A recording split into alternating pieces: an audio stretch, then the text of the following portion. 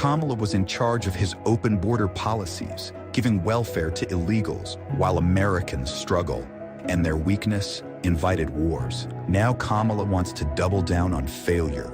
It's time to turn the page on Joe and Kamala's failed agenda.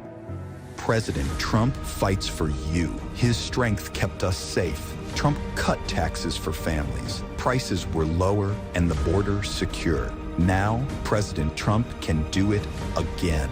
And we are going to launch a new golden age of American success for the citizens of every race, religion, color, and creed. Remember, Kamala broke it. President Trump will fix it. I'm Donald Trump, candidate for president, and I approve this message. Paid for by Donald J. Trump for President 2024 Inc. Adam Gold in studio with my man Sammy Hanna, owner-operator of the Aluminum Company of North Carolina. I tell people this all the time. If I am doing a commercial for somebody, I am vouching for who they are and what they do. You guys do great work, but your customer service stands above all the great work that you do. Adam, I truly appreciate that testimonial. And yeah, we try to take pride in our customer service and meet and exceed our homeowners' expectations on all their home improvement needs. Obviously, there's many companies out there that do what we do. If you Google home improvements, Raleigh, you're going to get many, many companies. But you're not going to find too many companies out there that have a 4.9 rating and over 800 Google reviews and over 7,000 Guild quality reviews. It takes a lot of work on our part to make sure we meet and exceed all your expectations on customer service. And we're going to continue to do so because that's why we've been in business since 1961. I have used the Aluminum Company. I have not heard anyone that had anything but incredible things to say about all of you, and that is amazing. That's a testimony to how you guys do it. Aluminum Company of North Carolina, aluminumcompany.com.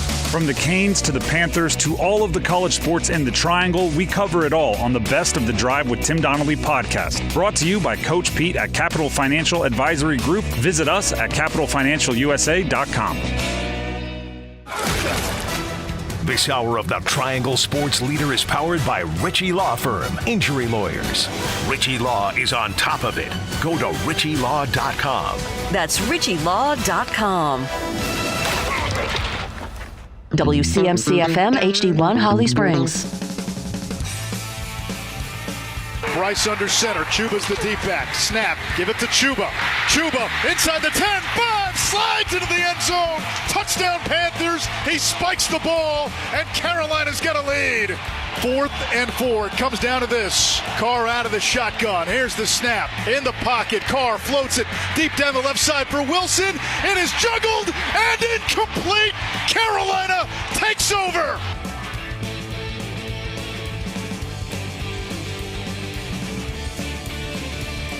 Good afternoon, everybody.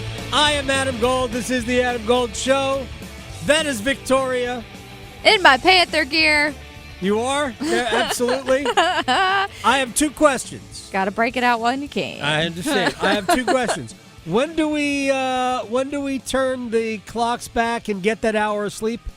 Oh, yeah, about that. Yeah. Did we do that already? We did, even if it doesn't feel like it. Are we sure we didn't kick the clocks forward? Right.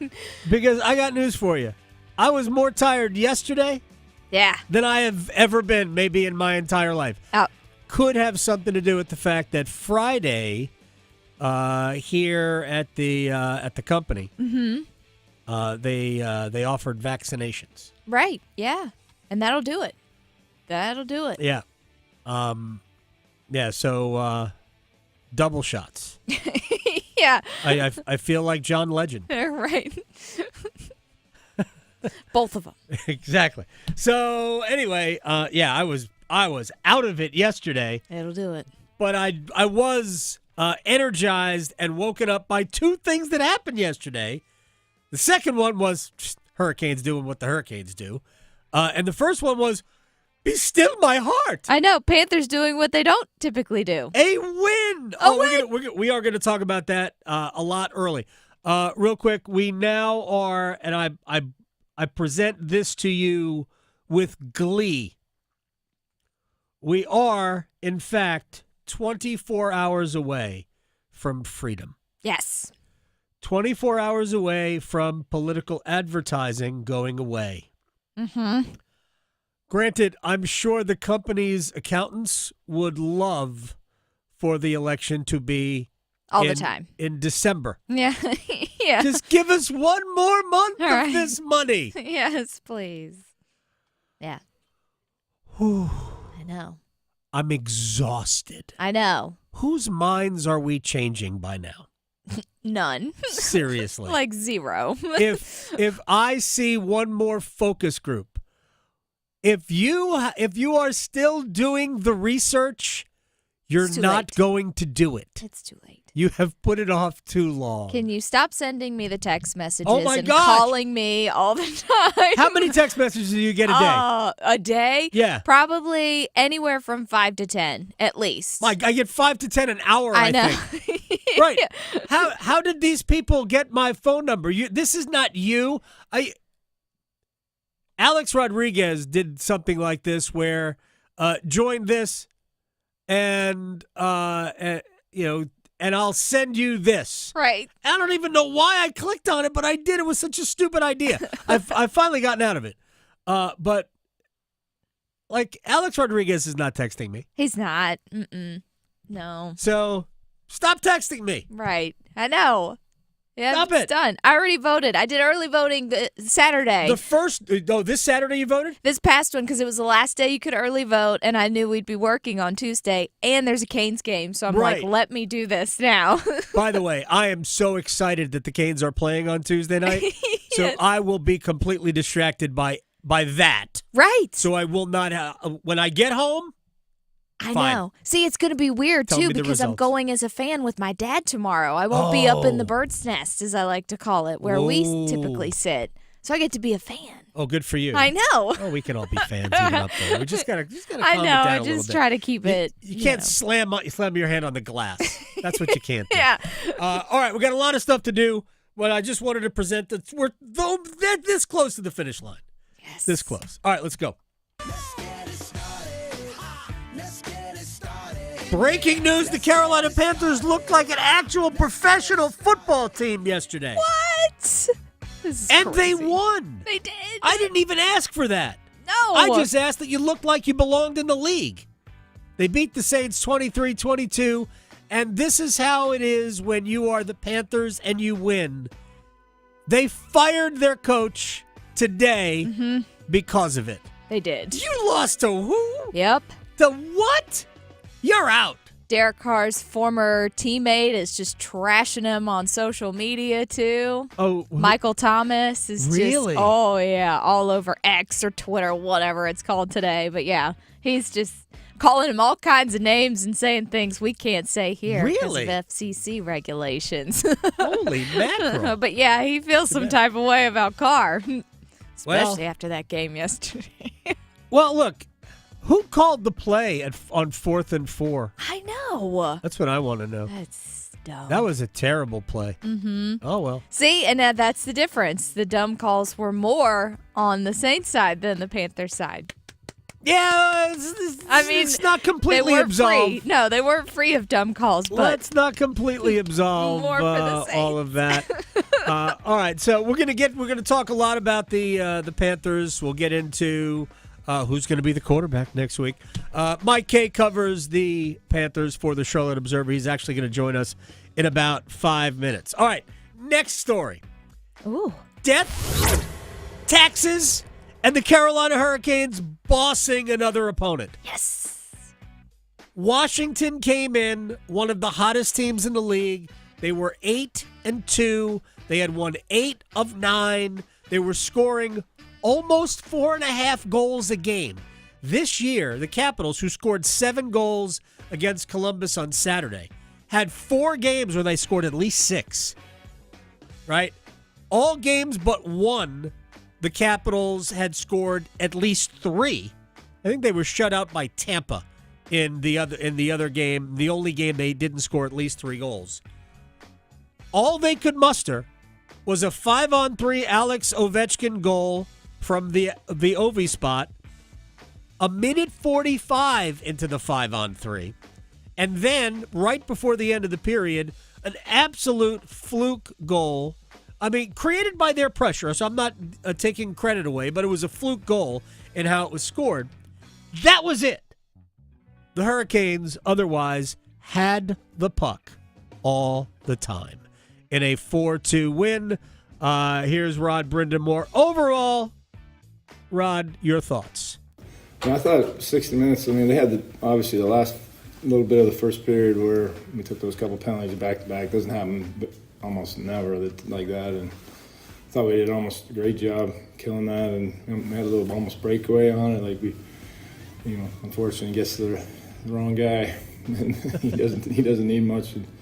We've seen that 100 million times. So, and then at the end of the period, that's just a bad bounce. We had it, and we were going the other way, just kind of miss it, and all of a sudden you're down after having a pretty good period. So, give the guys a lot of credit because they just turned the page, and we went at it the rest of the way. I thought we were pretty solid. So, yes, pretty solid.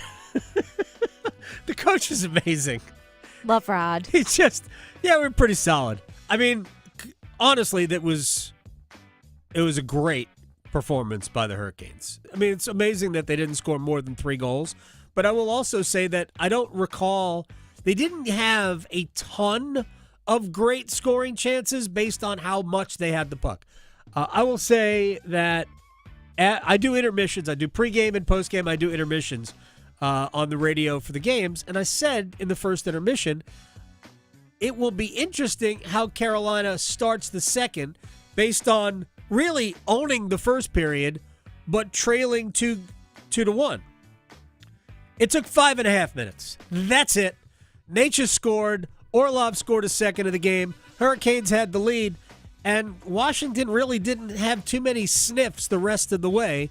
And when they did, Pyotr Kochetkov was really good. Really good.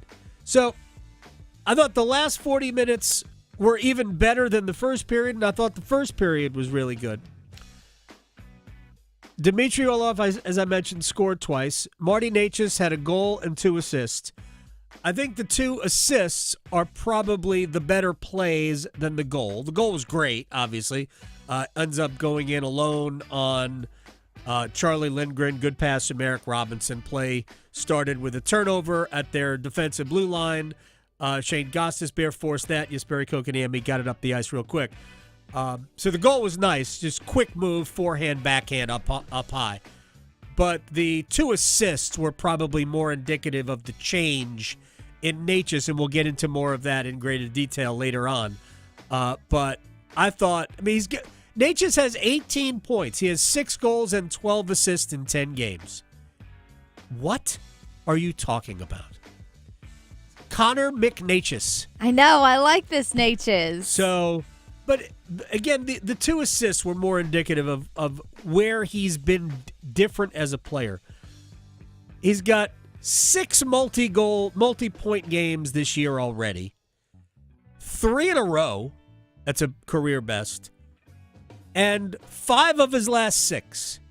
He's got 15 points in his last 6 games. I don't even know what to say anymore. He's playing great. The whole team is playing great. They're 8-2. They are 1 point behind the Rangers, who have played 1 more game. The Rangers are 8-2-1. I can't wait till the Hurricanes and Rangers play for the first time this year. Should be a lot of fun. All right, Will Brinson's going to join us in about 15 minutes, but let's dig in more to the Panthers with our friend Michael Kaye. Mike Kaye covers the Panthers for the Charlotte Observer on Twitter at Mike_E_K. Let's get right to it. Because I wanted to make sure that what my eyes saw married up with an expert. You are playing the role of expert here, Mike. And I thought there was a lot of good from Bryce. It wasn't great, but who would have expected great? Because I thought there were some missed throws, there was some luck involved, there was some bad luck involved. But overall, I just appreciate that it looked like he belongs in the National Football League. We didn't see that last week. Overall, what are your thoughts on what we saw from Bryce? Of course, the win doesn't hurt. I thought it was his best start since the Green Bay game last year where they came up short at the end. But I think he made some really important throws. I thought he looked really confident. He tested down the field very early. He was going up against the Saints defense that struggled mightily. Yeah. Let's acknowledge that. He did have some luck. Alontae Taylor almost had 2 interceptions in the first half, but those turned out to just be pass breakups. He also had some pretty bad luck. I mean, he had a dime of a throw on a corner route to David Moore that got broken up. He had the interception that was 100% not his fault. Right. Ripped out of the hands of Xavier Legette. I just thought he managed the game really well. And, he distributed the ball like a pro. And really, that's all you can ask for at this point. And I think, the bar has been set very low for him. But I thought he delivered. And I also thought he overcame some poor coaching decisions as well. Mike Kaye from the Charlotte Observer covers the Panthers, joining us here in the Adam Gold Show. I want to make sure people are associating these things with me and not you. I don't want to jam you up because you have to cover these guys on a daily basis, because I have said repeatedly that there are times where it seems to me like Dave Canales is trying to prove that Bryce can't play as opposed that he can. And maybe he is, I don't know. But some of the play calls have been very curious. I think he has demonstrated that he can make throws deep down the middle, deep to the sideline. I think he can make those throws. And if size is the problem, they should just roll him out more. And they did roll him out a little bit. I think it seemed like more than they normally would. I like the fact that he was aggressive throwing the ball down the field, and we didn't have everything lateral or at times even backwards, although we had a few of those. Yeah, I think they opened up the playbook quite a bit. I think the pre-snap motion was there. I think that helped him. It helps most quarterbacks. I think he was aggressive in the way that he instructed Bryce to throw the ball downfield. I think Denver, that last drive in Denver kind of opened things up and kind of took the excuses away. If he did have that mindset that you are projecting and allowed that, here's the thing. I do understand the outside looking in saying, well, Canales calls plays and handles him like he wants to move on. But I think the reality of the situation is it doesn't make any sense to trade him at the trade deadline because you're essentially trading a backup quarterback, right, which you're not going to get value for. So this is what they have to work with, and this is what they're going to do. And I think he opened up the playbook with the previous three starts in mind, and this last Denver start helped him open up the playbook even more. Mike Kaye is joining us here. A couple of more quick things. The first thing, he was non-committal about Bryce in Germany against the Giants. Do you think he's just slow playing this? Because I can't imagine if the whole goal is to get Bryce Young playing and looking like an NFL quarterback, maybe not quite the first overall pick in the draft a year ago, but then we should have been encouraged by what we saw this week, and it would be a slam dunk to play him against the Giants. Why do you think he's non-committal at this point? Or maybe by the time we get to the end of today, he will have committed. Well, I think it's kind of like when a baseball manager, when he's like, I've got to talk to the starter before I say who's going to get the ball in game 2 of the playoffs or game 4 of the playoffs. I'm not making excuses for the guy, but I do think, he just came off a 1-point win. It came down to the wire. Unfortunately, I don't think he was super ready for the question. And I also think he has been pretty consistent in saying that Andy Dalton gives the Panthers the best chance to win. So for him to just immediately change course would have been out of character. I think when he watches the film, he's going to see that he really doesn't have a choice, and he really should be starting Bryce Young. Look, I think opinions change. I know my opinion has changed over the last 3 weeks. The NFL is an ebbs and flows type of league, and I think where they're at right now at 2-7 and about to play a Giants team that is averaging less than 15 points or less than 16 points a game, it behooves them to put their best foot forward with Bryce Young, if not for the sake of winning, for increasing his market value come next offseason. So this will be the final thing we get to, and I'll let you go because I know you're leaving, I believe, tomorrow. Because I was listening to the one and only Mike Kaye, who covers the Panthers for the Charlotte Observer, on a podcast, and I felt seen because I have been super militant, and I know you're leaving tomorrow for Germany.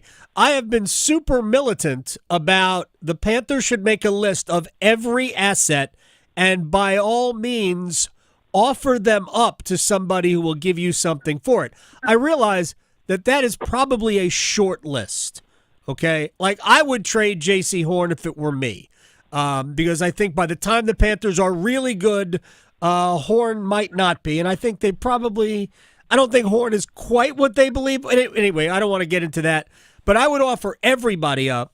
But I realize that you're not going to just give players away for 6th-round picks, 7th-round picks. Those are generally undrafted free agent quality players either way. But if you could move and I think they'll sign Chuba Hubbard, but if you could move, again, a J.C. Horn and get a day 2 pick, man, I'd do it in a minute. I just don't know what they've got that really is attractive on the open market. I think, and I've said this throughout the week, I think Deontay Johnson has shown that while fire sales sound great in theory, you typically realize once you start putting up the sale signs that the reason why you are having a fire sale is because you're not very good and you're not very talented, and you probably valued your players more than anyone else does. Right. And so I think trading for a bunch of 6th and 7th round picks with guys when you're trying to build a culture sets the wrong tone for a culture. It's a tough feat overall. And so I think what they're going to do is they'll be selective. They don't want to give guys away the way they gave away Deontay Johnson, who clearly had no future here. And I think, when it comes to guys like Adam Thielen and Miles Sanders, if they can get relatively okay value for them, they're going to be gone. I think when you look at what the young wide receivers have done, their top 3 wide receivers with Deontay Johnson gone are rookies. Yep. So I think the emergence of Jalen Coker, the emergence of Jatavian Sanders, the emergence of Xavier Legette helps them move on. I'd also say a name to watch is Jonathan Mingo, who has caught 1 pass for 1 yard in the past 4 games. He had a great seal block on the Chuba Hubbard touchdown yesterday, but being a designated blocker is not really what they signed up for when they drafted him with the 39th overall pick in last year's draft. And so maybe he has some value elsewhere, but I think the Panthers are in kind of a tough spot where it's like, cool, you can take something, but like, how does that really help you? Now, dropping Miles Sanders and Adam Thielen's contracts, that's beneficial if you can get a 6th or a 7th round pick for them. But otherwise, you don't want to trade okay for bad. And I think that's something that they have to be very, very cautious of, and I think they will be cautious of heading into this trade deadline on Tuesday. Enjoy Germany. Good luck. Don't eat too many sausages. I don't know where I was going with that. At Mike _E_K covers the Panthers for the Charlotte Observer. Thank you so much, man. Safe trip. Talk to you down the road. Awesome, man. Thanks for having me. All right, we'll broaden the conversation out to the rest of the National Football League with Will Brinson coming up. Normally, we try to gloss on the Panthers, but sometimes we get too deep in it. That's why we talked to Mike Kaye first. But we'll talk about, are the Lions the best team in the NFC? Could be. They kind of look like it, don't they? Mm-hmm. I'm a big Lions fan this season. Yeah, they're Dan Campbell and company looking strong. Absolutely. Honolulu Blue. Yeah. Nothing wrong with Honolulu Blue. Very good. So we'll talk a little bit about that. We had a head coach fired and an offensive coordinator fired. The Raiders fired their offensive coordinator, and I'm wondering is who's next on that list. We'll talk about the dysfunction that is the Dallas Cowboys as well. They refuse to win, and they're probably not going to make the playoffs. We'll do all that next. Going beyond the box scores. Adam Gold on the North Carolina Sports Network. Pack Therapy is in session thanks to First Horizon Bank. It's Tim Donnelly from 99.9 The Fan alongside legendary Wolfpack play caller Mike Lennon. Every episode of Pack Therapy is your chance to get dialed in with inside information on your team. We'll set you up for every Wolfpack game all season long. And we'll break down every contest, what went right and what could have worked better. Plus, special guests to keep Wolfpack hope alive. Follow and subscribe to Pack Therapy wherever you discover your favorite podcasts or watch on YouTube. Paid for by government. Now is the time to fill your vault with Morgan Silver Bars. Grab your piece of America's silver legacy with this special offer. These spectacular shining silver bars featuring a crisp image of the iconic Morgan silver dollar, a legendary coin that has captivated collectors for generations. Americans treasure owning silver bars and coins, putting them away for themselves and their loved ones. Call now to secure 1-ounce silver bars minted in 99.9% pure silver and made in the USA. You'll be glad you did. Hurry, don't miss out on this special deal. Save $10 per silver bar. The more you buy, the more you save. Limit of 25 bars per customer. Call to learn more. Plus, with qualifying orders, you'll receive a free Morgan silver dollar. That's a $59.95 value and free shipping. Call 1-800-222-3967 now to secure your 1-ounce Morgan silver dollar bars. That's 1-800-222-3967. Adam Gold here from my friend Dr. Lori Travers at Travers LASIK, and twice in the last week, people have asked me about my experience at Travers LASIK, and I have said, well, if you want 20/20 vision and you want to get rid of glasses and contacts, I think it's a great idea. 919-510-6830, traverslasik.com. 2-year, 0-interest financing is available, about 5 minutes per eye, totally painless. 919-510-6830, Travers LASIK, see what you've been missing. Mitchell Heating and Cooling, we do the job right every time. Mitchell Heating and Cooling is celebrating 51 years of trusted service. And to celebrate, get a furnace tune-up for just $51. That's peace of mind heating for only $51. Visit MitchellHVAC.com. Mitchell Heating and Cooling, quality products and services on time from a family you trust. It's hard to stop a train. The best solutions every time. Who's ready for some football? Celebrate the season with award-winning wings and ice-cold pints at Carolina Ale House. With wall-to-wall TVs, Carolina Ale House is the go-to spot for every game. From Honey Buffalo to 5 Alarm to Carolina Barbecue, we've got wing sauces for all flavors. If you're feeling hungry, don't forget about our brisket French dip or Philly cheesesteak.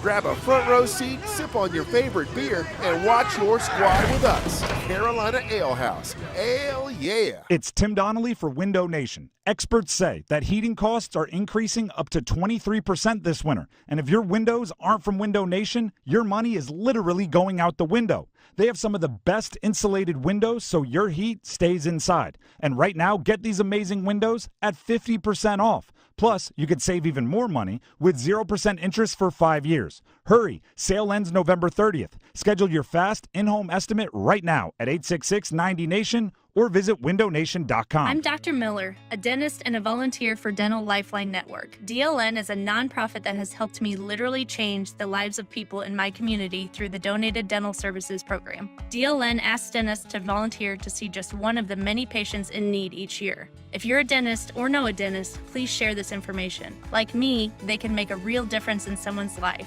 DLN makes it easy. Go to willyouseeone.org to learn more. That's willyouseeone.org. This is Adam Gold. We don't need Al Roker in a suit doing yoga. No. And Al, to his credit, recognized that and said, you know what? I am not getting into Warrior 2. I'm stopping at Downward Dog. There will be no, he didn't get to that. Like, heck no. The Adam Gold Show.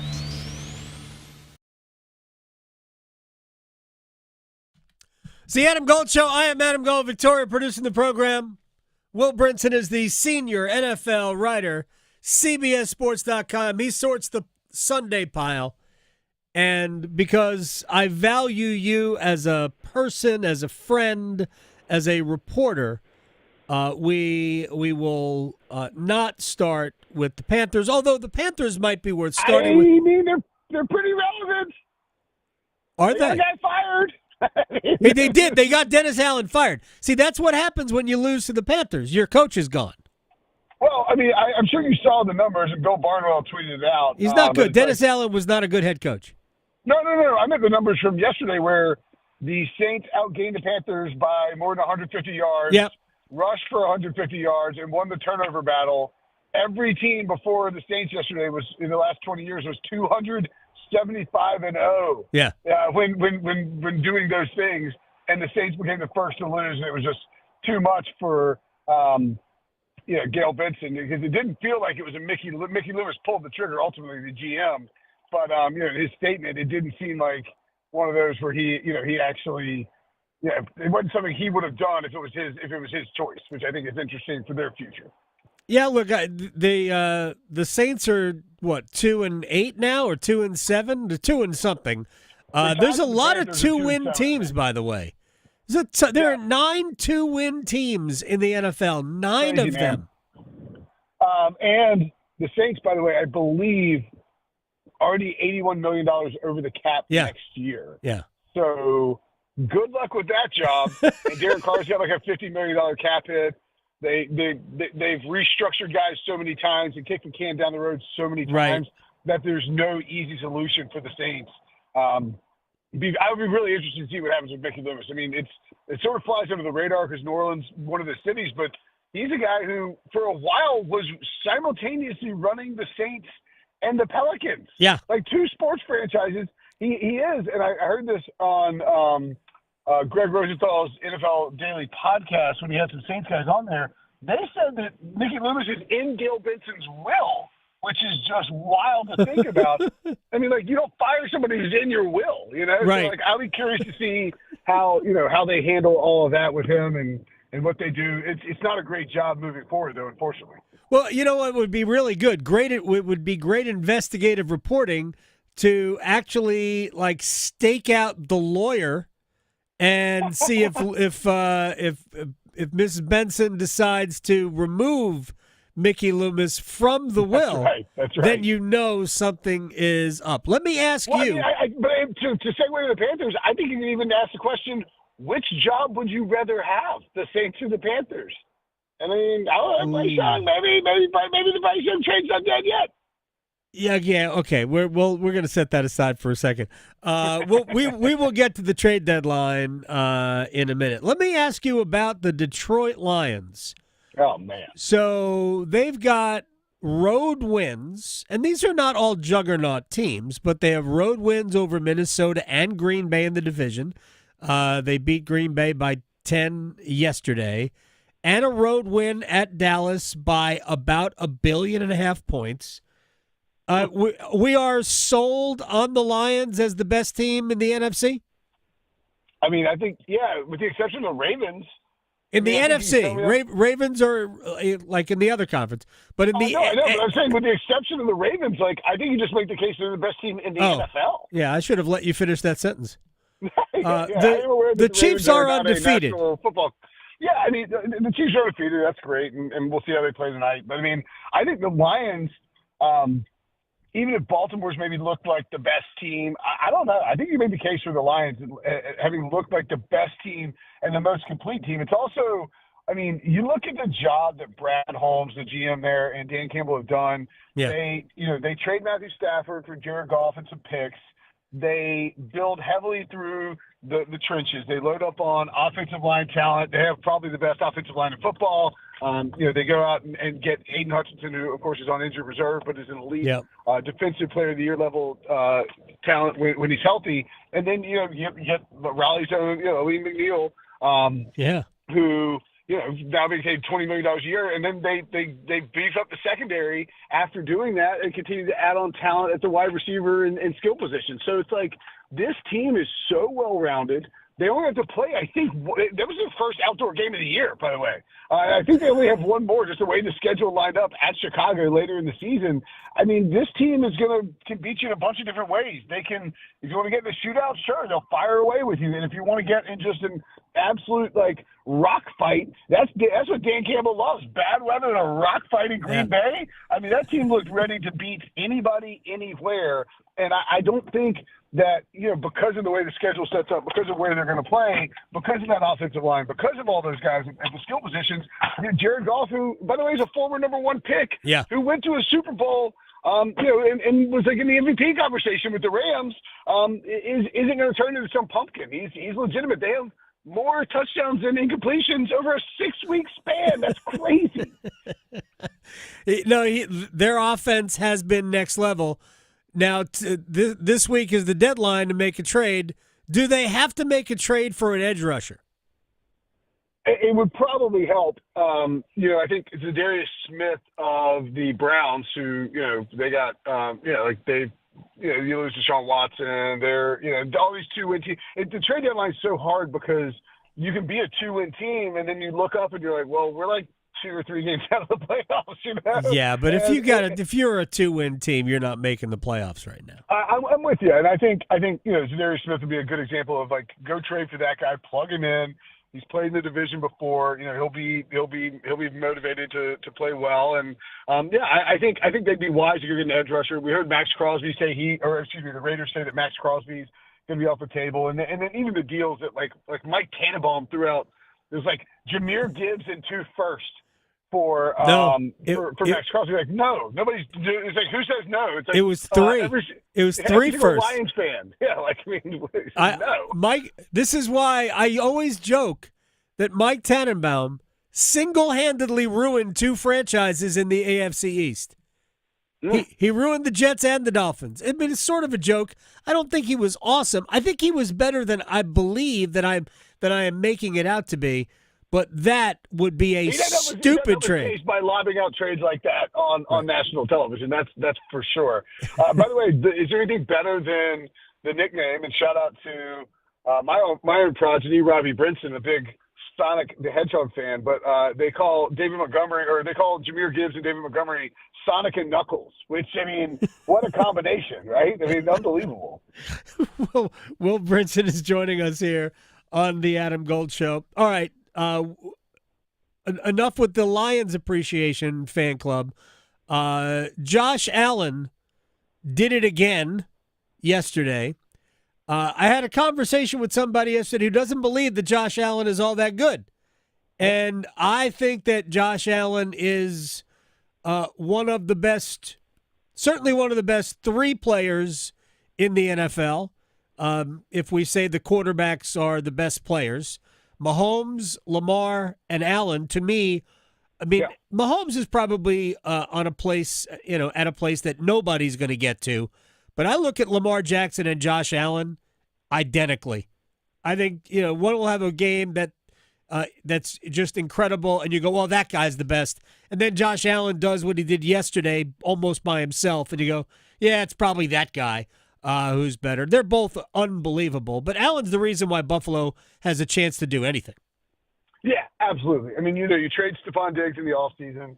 I think that's worked out well for them in the sense that they've had to have this kind of array of guys sort of emerge as weapons. You see the rookie Ray Davis leads him in receiving, has a long 63-yard touchdown catch. Khalil Shakir steps up. Dalton Kincaid has played well at times. And they had Amari Cooper, who was a late scratch yesterday, but has been effective in his short time there. And it's like I just think I think they've sort of melded this nice blend of equal distribution in the passing game, a good solid run game. It wasn't dominant yesterday by any stretch of the imagination, but also this however they blended the level of hero ball that Josh Allen needs to play has kept him largely healthy. He had the left hand injury left thumb injury early in the season, but I don't know. It's like he has to be everything for them to win, right? But they're not asking him to do too much. It's like what they've surrounded him with, and the defense playing much better than I think people thought, especially with the injuries they've dealt with and the attrition this offseason. Sean McDermott doing a great coaching job there. So, Buffalo to me is what I thought they would be, which is a Super Bowl contender. You're going to have to play Baltimore or Kansas City and maybe both of them at some point in the postseason. But, they effectively clinched the AFC East yesterday with that win over the Dolphins. Yes, I actually wrote that. Their magic number is 4. Right. Right? The election hadn't even happened. Halloween was Thursday. Right. We are 3 weeks away from the Thanksgiving weekend. The Bills could have the division wrapped up, mathematically wrapped up. That is how goofy it is what we are watching. And the thing is, there are 2 losses, and I get there were people who tell you, well, the Bills didn't beat anybody early, Cardinals, Dolphins, Jaguars. They've still only beat the Jets. They did beat the Titans. No, I'm sorry, the Titans are bad too. I met the Seahawks on the road, and they beat the Dolphins with Tua, who's obviously a different team. So I get that maybe the strength of schedule has not been outstanding, but it's certainly going to get more difficult. They've got the Chiefs. They got the 49ers still to come. They have to play the Lions in Detroit. So we'll find out a lot more about them. But they get the Patriots twice. The Rams right in the mix. So they have two. So they have and the Jets again. I mean, but they're going to win 2 games against the Patriots. But I'm not talking about whether or not they're going to win the division. They're going to clinch the division before Thanksgiving.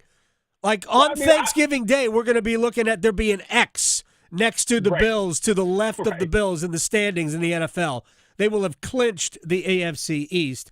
I'm just talking about them as a team, as a true contender in the conference, and I think they are. I don't think they're quite as good as a team as Baltimore or Kansas City. And I think they're a better team than Kansas City as a whole. Yeah, I understand. Kansas City looks terrible, and they keep winning. Yeah, and Kansas City's doing what New England did for years. Right. You just stack wins. You don't look great, and then all of a sudden the playoffs are here. And they'll figure it out. Mahomes flips it on. They'll figure it out because they got that guy. And adding Hopkins is important for them. And if they get healthy by the time we get back, then we're going to go, oh my gosh, how did we ever doubt this team? But it's hard to do 3 in a row. It's like it's just somebody did 3 in a row. Bills, real quickly, I would just say they stomped the Dolphins once in week 2, and that's the game Tua got hurt. They stomped the Jaguars. They stomped the Titans. They stomped the Seahawks. Good teams stomp bad teams. Right. And that's what they've done. And then their 2 losses, they got blown out by the Ravens in that primetime game. That was a big game for the Ravens coming off, I think, or maybe 2 weeks removed from that ugly loss to the Raiders. And then you lose a 3-point game to the Texans. So your 2 losses are on the road to 2 of the 5 best teams in your conference. Right. That happens. That's okay. All right, let me ask you a couple of more questions. We'll try to be rapid fire here because I want to get You know me, I love rapid fire. I know you do. You're great at it. If you were the Dolphins, would you shut Tua Tagovailoa down now for the rest of the year? No, because again, I think at 2 and 6, you're over. You're not making the playoffs. Dead, they're not making even though you could be a wild card at 8 and 9 in the AFC this year. I wouldn't be completely stunned if there was a wild card team at 8 and 9. But there's so much. I mean, the chances of the Dolphins getting to 8 and 9 is so small. If Tua is going to play next year, if that's the plan for him, and it's up to him, then I think you shut him down now for the rest of the year. I mean, they paid him a ton of money. He went through the steps. I don't think you shut him down just because he's had concussion issues. Nothing is going to change factually from right now until next year. So I say no. This is my rapid fire answer. All right. Well, I appreciate you playing rapid fire with me. The Dallas Cowboys, because of the strength of the NFC, they're not going to make the playoffs. What is their solution right now? Well, the solution for a normal team in these circumstances would be to fire the head coach and fire the GM. The GM's unfireable because he also owns the team. And I wrote about this today or yesterday for CBSSports.com. There's nothing to do. You can blame Mike McCarthy's going to get the blame, and that so facto by being fired. But this is Jerry Jones's doing. Yep. Wholesale. This is your team. You're the GM. You want all the credit when it's good. You get it all when it's bad, or all the blame when it's bad. He didn't add to the running game. He said Derrick Henry was too expensive. He waited too long to sign Dak Prescott. Waited too long to sign CeeDee Lamb. Didn't add to the defense this offseason. Just assumed the offensive line would continue to be great, even though clearly, the attrition and then the aging of some of these guys, Tyler Smith gone, Zach Martin older, Tyler Bleavis is out in Washington playing really well. I don't know, man. If you're an actual football GM and not an owner who just really craves to win a Super Bowl without Jimmy Johnson's guys, you probably would have seen this coming. But here we are. Yeah. But Jerry, if you ask him, Jerry will say he is the best general manager that the Dallas Cowboys could ever have. Yeah, he believes it. Tell him he's wrong. Yeah, and no, well, the guys in the on the radio in Dallas tried to tell him that he was wrong, and he said, "I'll find new people to ask me these questions." Yeah, exactly. I mean, that's where we are. Exactly introspective. Yeah, no, that's where we are. He lives in a world with alternative facts. The Bengals will make the playoffs. True or false? I'll say true. I think they're the team. They're the now 3-win team that can make a run here. Denver got stomped by the Ravens. They're still hanging on there. Denver's not that good. So I think Denver's really well coached. I think Denver and the Chargers playing above their head because they've got good head coaches.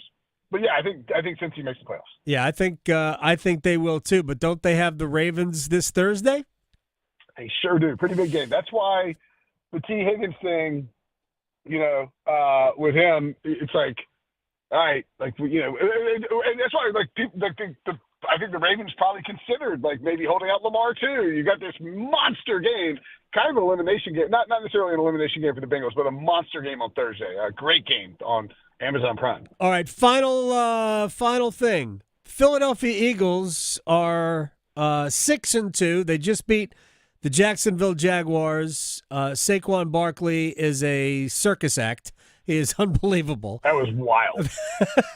I mean, the reverse hurdle only netted like another 3 yards, but just to see it happen is just amazing.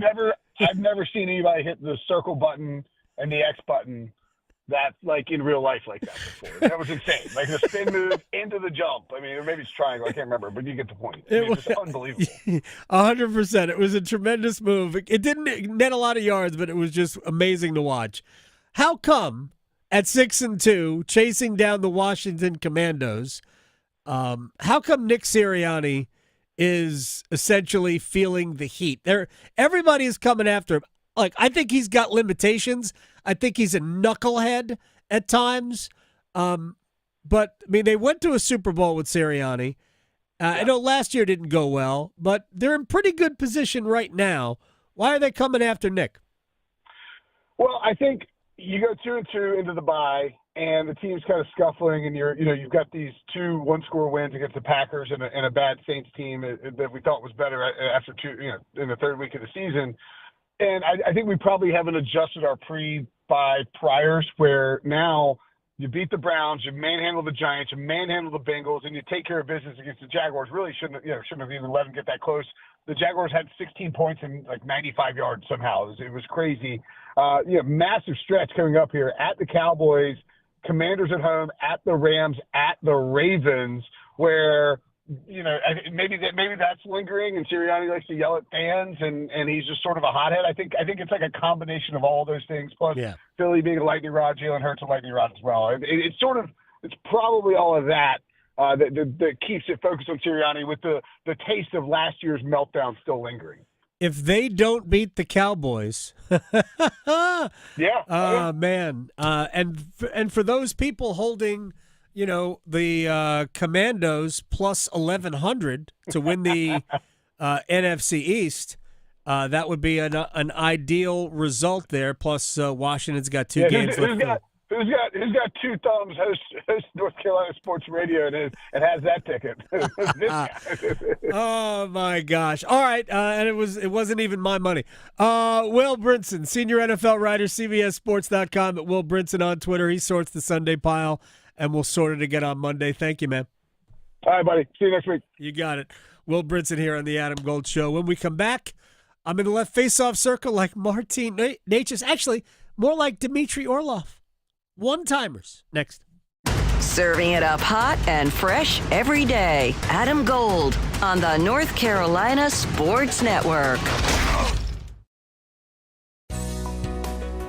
agriculture drives our local economy. I'm Lee Ivey, director of the Agricultural Institute at NC State University, and we are looking for our next generation of leaders. If you want to make a difference and help feed the world, join us at the Ag Institute, where we grow successful graduates, productive futures, and rewarding lifestyles. We offer 2-year degrees and hundreds of internships. Learn more online by searching NC State Ag Institute. 2 years, 1 degree, endless possibilities.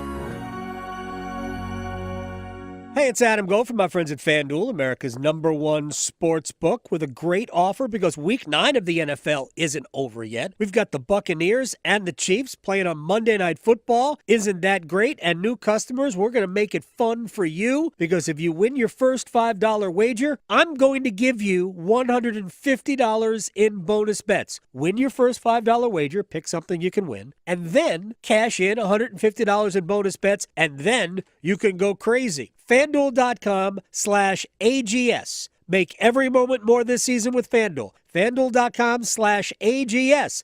FanDuel is an official sportsbook partner of the NFL. 21 and over and present in North Carolina. First online real money wager only. $5 first deposit required. Bonuses issued as non-withdrawable bonus bets, which expire 7 days after receipt. Restrictions apply. See terms at sportsbook.fanduel.com. Gambling problem? Call 877-718-5543 or visit morethanagame.nc.gov. Some call it overplanning. At Alternative Power, we call it foresight. Be prepared for the next power outage with a Generac home standby generator. After sensing a power outage, a Generac generator automatically restores your home's power, whether you're home or away. Generac, it's not just a generator, it's a power move. Act now for a free 10-year warranty on a Generac home standby generator. Terms and conditions apply. See more at alternativepower.com. Alternative Power, North Carolina's Generac experts. The 2024 elections are just around the corner, and older voters are the nation's most active. The AARP North Carolina Voters Guide has information about upcoming election dates, registration deadlines, and voting options in North Carolina, such as voting by mail, early voting, or voting with a disability. Find the guide in the voters section at aarp.org/NC and listen each week to AARP Without Limits for important election news and much more. You can find the latest episodes of AARP Without Limits wherever you listen to your podcasts. Psst. Hello there, it's me, your internal clock. Yes, the one you sleep through on weekends. You've probably heard my TikToks, but I'm straight up sounding the bell now. It's almost time to start applying for college. That means you got transcripts to gather, letters of rec to request, and campus tours to schedule. But hey, we got time, and we've got CFNC. CFNC.org can help us plan, apply, and pay for college. We got this, trust me. Just visit CFNC.org to help us stay on time. I am Bruno Hinojosa and I live in Asheville. I work in construction and I just enrolled in NC Medicaid. I went to their website, applied, and got covered. Doctor visits, yearly checkups, and even emergency care if I need it. Being a business owner can be stressful at times, but knowing that I got covered, it just takes weight off my shoulders. And I can get the care that I need when I need it at low or no cost. And it's one less thing I need to worry about now. NC Medicaid is for more people. See if you qualify at medicaid.nc.gov. Have you ever noticed how little things can make a big difference? Think about how good you feel when someone looks you in the eye and smiles. It makes you want to do the same. A smile. A simple word of thanks for a good deed, no matter how small. Passing on the simple expression, "Have a great day." It takes so little time, but it works wonders. In North Carolina, we have always taken pride in being kind. Little things do make a difference. Makes you feel better. Makes everyone around you feel better. This is Adam Gold.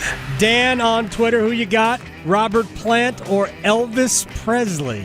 That is actually very difficult because I don't want to disrespect Elvis Presley. I think it's Elvis. It's very, very close. And that is an incredible question. The Adam Gold Show.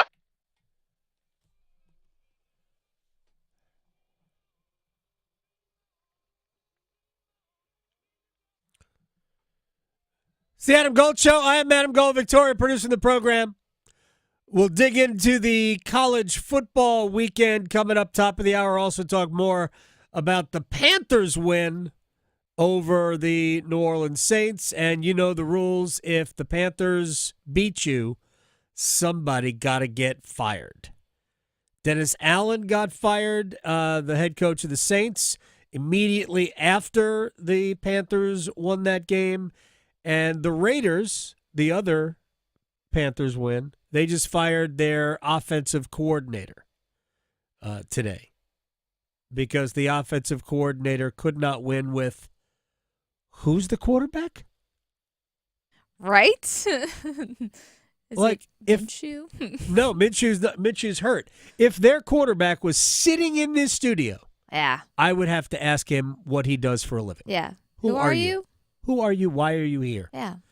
All right, it is time. Questions and answers.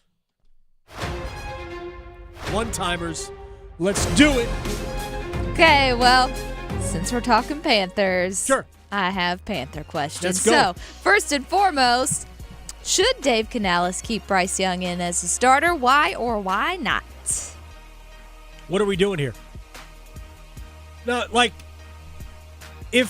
and Dave Canales is likely going to make this decision today around 2 o'clock. He'll make whatever his decision is public. If Bryce Young isn't the starting quarterback, I have no words for what the plan is this year. Because Andy Dalton giving us the best chance of winning right now is a stupid answer, because what good does winning 2 more games do for you? And by the way, Bryce just beat the Saints. Not that the Saints are good. They're not. But what does it do for him? It just gives you a worse draft pick. And I'm not telling you to intentionally lose games. Players don't do that anyway. But the whole point is to get Bryce developed as a quarterback. So, hey, even if he's not yours, if he plays reasonably well, somebody will trade for him. Are they going to give you anything great for him? No, but you'll be removed from having to pay him next year and in year 4. So I will be mind-boggled if Bryce Young is not the quarterback on Sunday in Germany.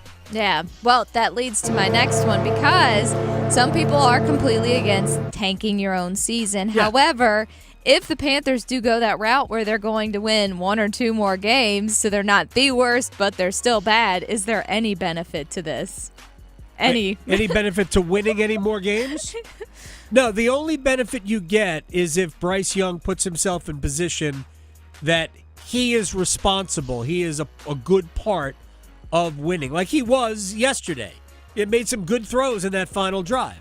So that's the benefit. It helps him develop.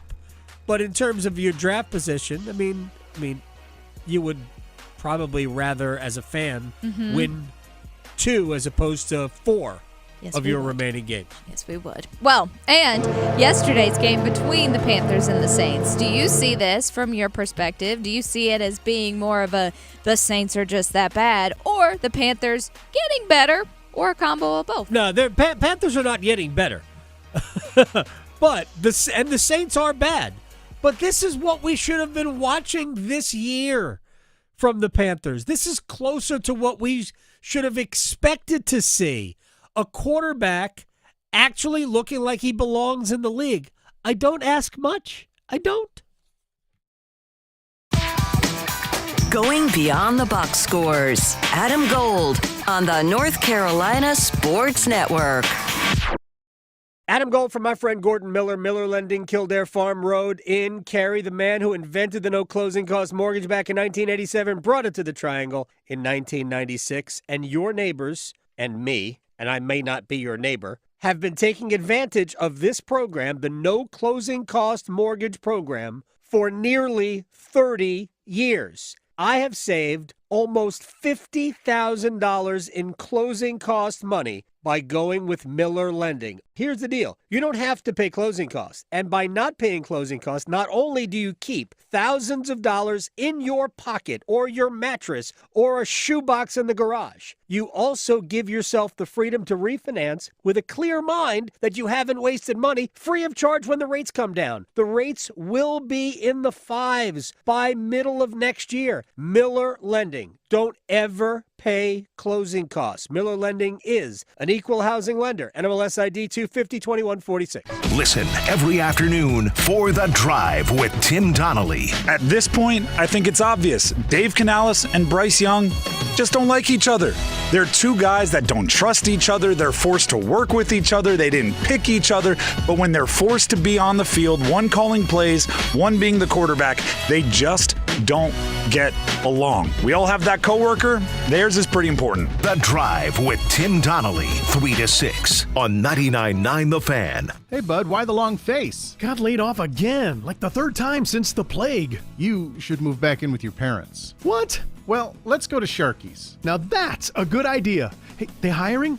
No chance they'd hire you, but Sharky's is my favorite spot, and I just love hanging there. Sharky's it is. We can discuss a new job over a cold beer and the best wings ever. He's right, you know. No one's gonna hire you. Move back in with your parents. Sharky's, quite possibly the best neighborhood bar in the world. Hi, it's Jonathan Cotton, and people often ask me, what is the Good Feet store? A shoe store? I respond, we are an art support store. Haven't you spent enough time trying different shoes and all the disposable products that are supposed to make your feet feel better? Go to goodfeet.com to make your appointment today. Adam Golden Studio with my man Patrick Day from the Aluminum Company of North Carolina. When I say everything for the exterior of your home, I mean it. So tell me everything that you have for the exterior of my home. There's so many things I can't even remember the entire list. You know, Good luck. It's thanks for the test here. But windows, doors, siding, roofing, gutters, gutter guards, railings, you name it. We have the exterior home improvement you're looking for. The main thing is we're a one-stop shop, right? So you don't have to call 2 or 3 different contractors if you need your roof done and you need your windows done. You can call one company and have it all done. I like that. French doors. French doors. I like French doors. I can't speak French, but I like French doors. Can I tell you, back in the day, you guys did French doors and every window in a home I used to own. Well, thank you for your business. It was incredible. Can I also tell you that it was done in like 2 days? Is that even possible? It is possible. How do you guys do work that fast? We're good. You're We're fast. good. That's Patrick Day from the Aluminum Company of North Carolina. They do the best work in the industry and the best customer service in the industry as well. AluminumCompany.com. Prescriptions require an online consultation with a healthcare provider who will determine if appropriate. Restrictions apply. See website for details and important safety information. Subscription required. Price varies based on product and subscription plan. Hi, I'm Dr. Peter Stahl, board-certified urologist and senior vice president of men's sexual health at HIMSS. I've helped many guys with ED in my 12 years of practice. But now you can get world-class care for ED 100% online by going to HIMSS.com. So what are you waiting for? To start your free online visit and find ED treatment at up to 95% off brand name prices, go to hims.com/joy. This hour of the Triangle Sports Leader is powered by Ritchie Law Firm, injury lawyers. Ritchie Law is on top of it. Go to ritchielaw.com. That's ritchielaw.com. WCMC HD1 Holly Springs. Take us with you on radio, web, app, Alexa, and YouTube. 99.9 The Fan, the Triangle Sports Leader. Bryce under center. Chuba's the deep back. Snap. Give it to Chuba.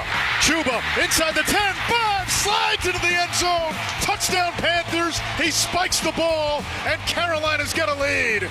4th and 4. It comes down to this. Carr out of the shotgun. Here's the snap. In the pocket. Carr floats it deep down the left side for Wilson. It is juggled and incomplete. Carolina takes over. Anish Shroff, the voice of the Panthers. With excitement. Yes. Something to be excited about. Hey, man, they got, when you're the head coach of the Panthers, a lot of wins are not built in. No, not at all. Right? It's not like a given in a geometric theorem. Yeah. Like there are certain givens when you get to a theorem in geometry. You know, X always equals whatever. Yeah. There's a lot of given. Right. But wins ain't one. Wins is not it, right? Good for the Panthers. Look, when was the last time you saw Bryce Young smile? Right? No, it's a long time. Legit smile. I mean, other than I think it's cute that him and Andy do have a good relationship. Right. And so sometimes I've seen back and forth banter with them on the sidelines, and he's been very mature and classy about the whole situation. But yeah, smiling because of a victory. last year. Okay. Well, here's the thing. You know what the play they ran at the end, right? The victory formation. You know the last time Bryce Young was in a victory formation as a starting quarterback? Last season? At Alabama. No. They won both of their games last year on walk-off field goals. Oh, there you go. Right? The game against, who did they beat in, they beat Houston? Yes, right? I remember that one because that was the one that I went to with my dad, and they won. Against C.J. Stroud. Walk-off field goal. They beat C.J. Stroud 15-13. One of the all-time rock fights. And the other game that they won, 9-7. Can't believe I said that out loud.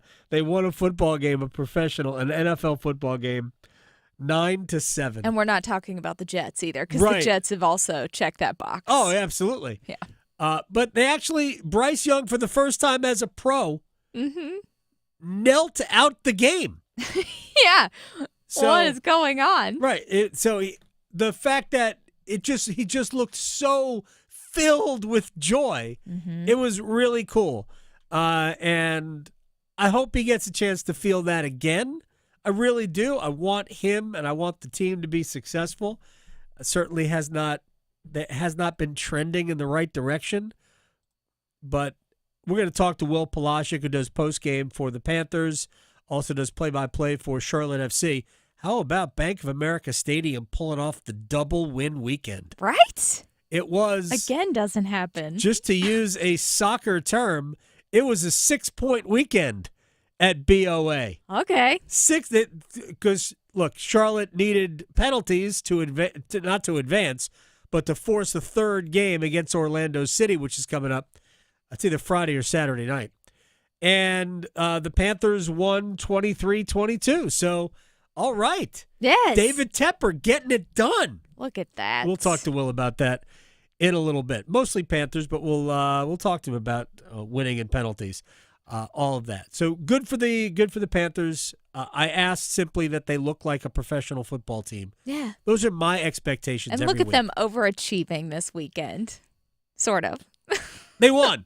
They won, and that's won. the overachieving part. I thought there were a number of good things that Bryce did. I do. I thought I like it when they let him throw forward, like downfield passes. Yes. Stop doing these lateral things. The funny please. thing is that I think some of his shorter passes were his least accurate. Maybe he's channeling his inner Cam Newton, who was much better throwing the ball down the field than he was laterally. Oh yeah. Much better Absolutely. at that. But look, there were some passes he got away with. He got lucky on a couple of almost interceptions. The interception was 100% not his fault. And again, you asked it in one-timers. If they don't start Bryce Young, I got nothing. Yeah. I have 0 for them the rest of the year. I'll just be watching and making fun. There's just no credible reason, unless Bryce is hurt, there's no credible reason not to play Bryce Young this upcoming week against the Giants in Germany. Real quick, I think the Giants will rush the passer, though. Yeah. The Giants will get to the quarterback. They will. So they will have to manufacture some sort of a pass blocking scheme. Yeah. To keep Bryce upright. My one criticism, we saw it at times during the game, he still stares at the rush. He's still impacted by a rush that isn't there at times. So we got to get that out of him. But there were certainly some pretty good steps taken in the win over the Saints. All right, second take on news of the day.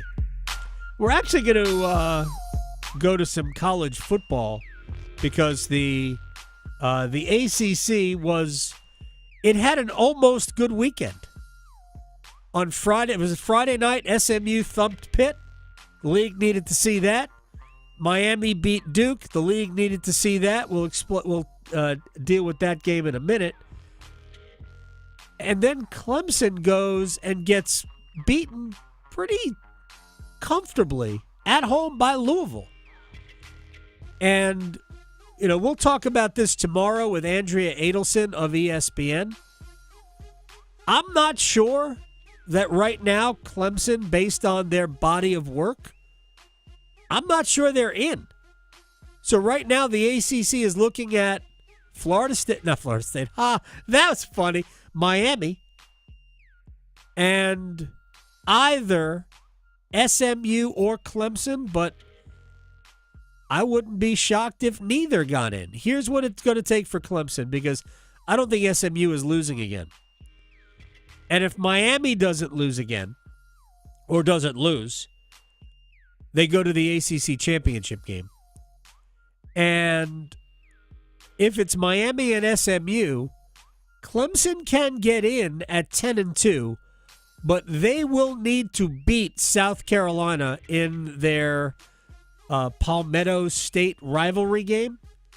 And I think they will need to be impressive in doing it. So a 10-2 Clemson team with a win over South Carolina probably gets in at the bottom of the playoff field. But that was an unfortunate own goal by Clemson. Louisville's good. I'm not knocking Louisville. But if you're a bona fide playoff contender, yeah, that's a bad loss for the Clemson Tigers. All right, NC State scored, 59 points over Stanford. Had two backs run for over 100 yards. Jordan Waters and Hollywood Smothers each went for more than a buck. Dave Doran, finally. Yeah, we needed that. We've got talented backs, and it's just been different guys at different times. Sometimes we'll have an explosive run. It's called back for a holding penalty, or, one guy will get beat on a play. And to run the football, it takes everybody doing their job, and it's 5 as 1, as I like to say, 5 offensive linemen playing with one heartbeat. And those guys did a great job today. I mean, that's a good defensive front, and statistically one of the better rushing defenses in the ACC. And you wouldn't know that watching that game. I thought our guys controlled the line of scrimmage, and we had big holes for guys to run through. And then you love seeing the backs finish runs like that, whether it's running through somebody, making a guy miss, or running away from people. That was good to see. Yeah, Duke does generally have a good run defense. Good for NC State for I'm sorry. Duke. Stanford. Whatever. They play Duke next week. That will be a challenge. But good for State to look like they're supposed to look against Stanford, who's not a good team. And I understand State's record says that they're not that good a team either. But I think we all know that there is more potential for the Wolfpack to be better. There's room for them to go north, not south. And next week against Duke will be very, very difficult. But good for them for getting a convincing win. And North Carolina went to Florida State and put their foot on the Seminoles' throat. But this was really about, I thought, making sure that you were able to prevent Florida State from controlling the game. Mac Brown thinks that defensively is how it happened. I thought we would have trouble stopping the run, and then they would try to go play action over our head. And I'm just so proud that they rushed for 42 yards. I mean, that's 2 weeks in a row where our front seven has stopped the run. And we talked about it. We said we had to do it, and we didn't do it for 4 weeks. And here we are now that when you stop the run, you win. Run the ball, you win the game. And that's what we're doing. Omarion Hampton, by the way, had 172 yards rushing. 32 carries is, for me, too much for a college running back because these guys, every time you carry the ball, that's one less carry I think you can have as a pro. I hate to see college guys get 32 carries in a game. I like that number to be a lot closer to 20. And you blew out Florida State. Man, is Florida State no good. So bad. It's mind-blowing. It's shockingly bad, how actually. bad they are. Mm-hmm. I don't think anybody saw that coming this season. I could have seen, Florida State went 7-5. I mean, they were the first team in the ACC. The first team in the ACC to be eliminated from bowl contention. That is hard. That is hard to do. You're not going to make a bowl. They are nearly 4 touchdown underdogs to Notre Dame. What is this? What an embarrassment. It's unfortunate. I like Mark Norvell too, so I'm not exactly I'm not thrilled for him, but man, you hate to see it for their fans. Said nobody ever anywhere. All right, so Duke went to Miami. And I watched this game. Duke led 28-17 in the third quarter and gave up 36 points the rest of the way. They lost 53-31. Cam Ward, 400 yards passing, 5 touchdowns. I mean, Duke struggled to run the football like they have in a lot of games this year. Not against North Carolina in the second half, but in a lot of games, Duke has struggled to run. Malik Murphy was a mixed bag. There were some big plays and there were some bad throws.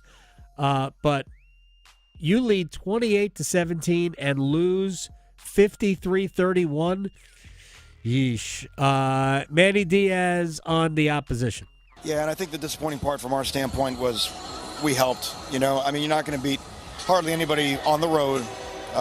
Losing the turnover battle the way that we did, and losing the explosive play battle. I think the issue is that if it was great execution on their part, you have to respect that, tip your hat to them. But we miscommunicated, we cut guys loose, and like I said, we have to, credit to them for punishing us when we made mistakes, but we didn't give ourselves a chance in the second half of that game.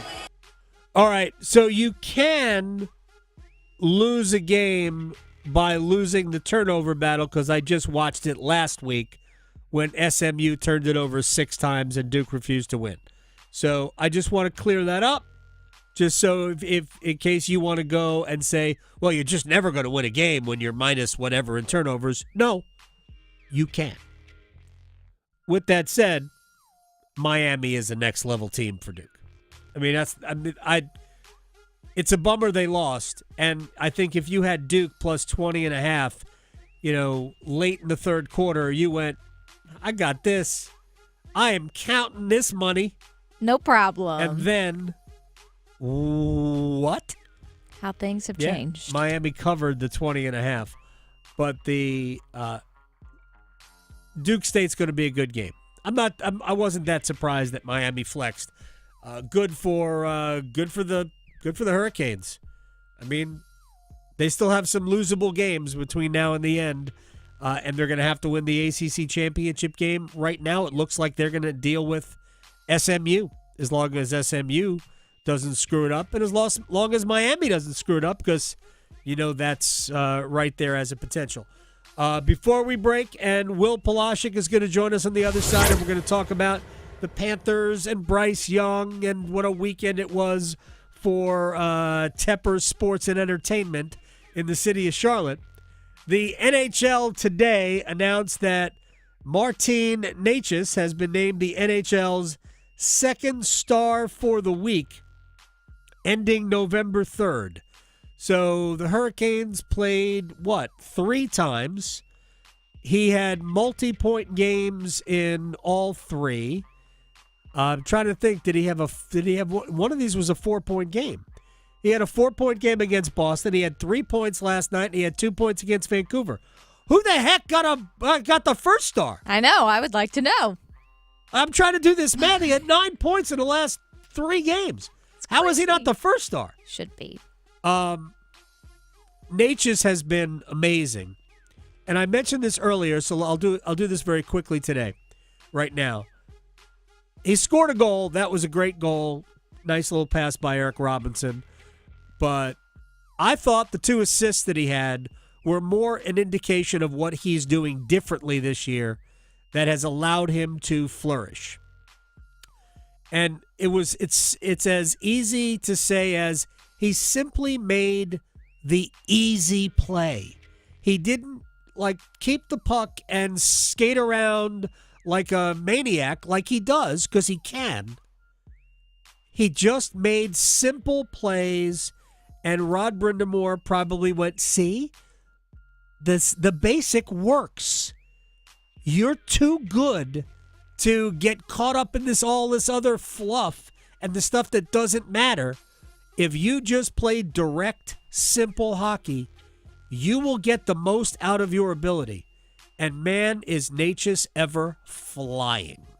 18 points in 10 games. He is in the top 10 in the NHL in scoring, and everybody ahead of him has played more games. Everybody ahead of him. So Canes will play tomorrow night at home against the Philadelphia Flyers. So congratulations, second star of the week in the NHL. Will Palaszczuk's going to join us. We'll see if he's got a voice left after Charlotte FC won in penalties. And we'll talk Bryce Young and the Panthers next.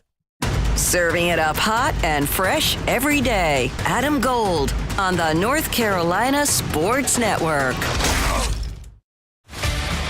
Keep pounding. Panther Talk. Panthers Playbook. The Paw Print. Follow your Carolina Panthers all season with us. Snap. Give it to Chuba. Chuba inside the 10. 5. Slides into the end zone.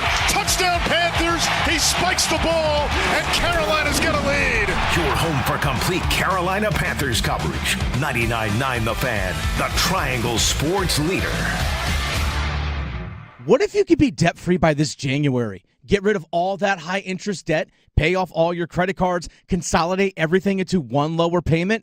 Hey, it's Dennis Cox. If you're ready to stop stressing over bills, you need to call Loan Pronto right now. With rates at their lowest in 2 years, this is the perfect chance to use your home's equity and save big going into the new year. Loan Pronto's got rates with APRs in the low fives, and they're getting homeowners hundreds of thousands out of their home's equity. Homeowners who do this save on average $850 a month. Loan Pronto offers a ton of options, including total refis or their express equity line of credit. So call now. Get a rate quote in just minutes with no hard credit pull and no upfront fees like those other guys. Call today and you won't make a house payment till 2025. LoanPronto.com, 919-381-1760. LoanPronto.com, free rate quote now, 919-381-1760. Equal housing lender, NMLS 1661781, on approved credit, NMLSconsumeraccess.org. Want to score points with your boss? Recruit RoofWorks to your building maintenance team to handle your commercial roofing needs. Hi, this is Holly with RoofWorks. We've helped hundreds of Triangle businesses with their commercial roof maintenance, repairs, and if necessary, total replacements. Our pros come to your site, assess your roofing needs, and then give you a range of options to fit your budget. And we'd love to work with you. For roof maintenance and repair, contact us today at roofworks.com. That's roof, WERKS.com. If you need bold banners to boost your business, but you're on a budget, think Staples. Because now at Staples, you can save up to $50 on your print purchase. From posters and flyers to signs and menus, Staples can print anything you need to move your business forward. And with Staples Print Perfect Guarantee, it's done right or it's printed again free. Plus, same-day service is available on hundreds of items if you order by noon. Get it printed right at Staples. And now get up to $50 off your print purchase. And 76, visit staples.com/print for details. Organize easy. Organize tough. Customize your work truck or van with upfit solutions from Van Products. Steel and aluminum shelving, toolboxes, data files, cabinets, drawers, conduit carriers, ladder racks, everything safe and secure. Everything built as unbreakable as you by Adrian Steel. Backed by the best warranty in the business. 3 years, 36,000 miles. Everything custom installed by Van Products so you know it's done right. From a single work rig to a fleet, choose custom installed upfit solutions from Van Products. Here's Brandon with Parkway Sleep Centers. Tired of waiting for a sleep treatment? At other sleep centers, it can take 6 to 8 months just to get an appointment and cost you thousands more.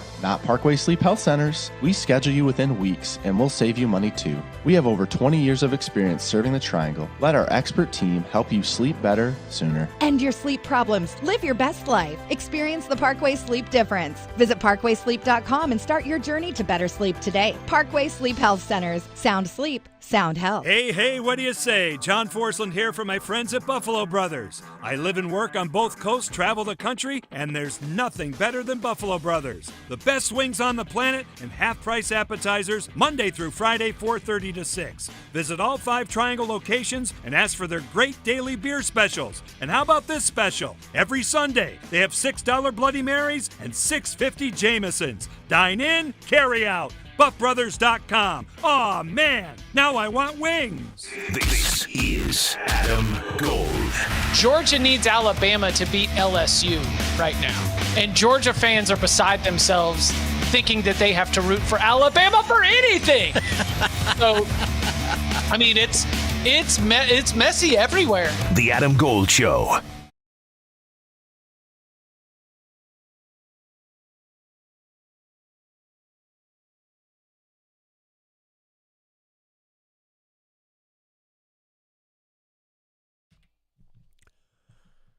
It's the Adam Gold Show. I am Adam Gold. Victoria producing the program. What a weekend it was for Tepper Sports and Entertainment. I know, right? We're going to get to the first of the wins second. We're going to work in reverse order. Will Palaszczuk is not only the voice of Charlotte FC, he does postgame for the Carolina Panthers. So let's just start with the, in my opinion, the lesser of the two footballs, but we'll start with Bryce Young. Now, Dave Canales is going to announce who's going to start next week. Can you come up with a valid reason not to start Bryce Young next week? I can't, Adam. I really can't. I think when you look at the way that he played on Sunday, I think you look at it and you say, hey, there's a lot to like. I think there were two passes that he didn't have completed that should have been completed, the one to David Moore on the far sideline, and then the one to Xavier Leggett that I think maybe his injured hand was kind of affecting him a little bit. So from that perspective, you look at it and say, okay, it's, maybe one you want to have back, but at the same point in time, I don't think he could have done anything more on that throw. He probably should have had more than 200 yards passing and no interceptions, and when you think about it, he was very efficient. The problem that I have with it is, what playbook is Dave Canales going to use? Is he going to use the Bryce Young section of the playbook, or is he going to use the sections of the playbook that are only reserved for Andy Dalton? That's the part of the game on Sunday that I might have a little bit more issue with, because I don't think that in every single drive and possession Dave Canales put his quarterback in the best position to win. And I'm talking specifically about that second drive of the third quarter where they called 3 consecutive screens, and they were playing more scared than they were actually aggressive. I think that we see a lot of that. We saw that for the entirety of the game, I thought, at Denver, where Denver's got a great pass rush, and the truth is that the Panthers don't pass block well. So I get I understand being nervous about that. But you can't play that way. You can't play a game afraid to get a sack or afraid to turn the ball over. You got to play. And I think that, whether Bryce Young is any good or not, you still have to play the game the right way. I think the Panthers got deservedly spanked in Denver for the way they approached it, and I think they got deservedly rewarded for approaching the game the right way against the Saints, even though the Saints are bad. The other part of it, too, is still, again, you say you're a running team. Why is your primary back touching the football 15 times? Right. That's the part of it. Like I made the joke on our show yesterday. I said, look, maybe on Wednesday we need to get somebody to introduce Dave Canales to Chuba Hubbard to make sure that he knows that he's still there. And I kind of understand why we saw a lot of Miles Sanders. The trade deadline is tomorrow. Sure. They are very much trying to showcase him and take that albatross of a contract off their books. Right. I don't think that they had very much success trying to showcase him because he had -10 negative yards. Right. And I think 5 touches. So I understand that, but at the end of the day, you're in a football game. Play this thing to win. Don't run the jet sweep to Devin Tompkins. Put Bryce under center. I hated that call. If you're going to run the ball. That's fine. I got no problem with running the ball. But yeah, I just put Bryce under center and run the stretch play. That's exactly what Chuba Hubbard's bread and butter is. And it wasn't like he was bad. No. He was actually very good. He had something like 4.5 yards per carry. Yeah. Yeah. He had a couple of bigger runs. He had like a 12 or 13 yard run early, and 16-yard touchdown run at the end to seal it. Come on. Great touchdown run to seal it.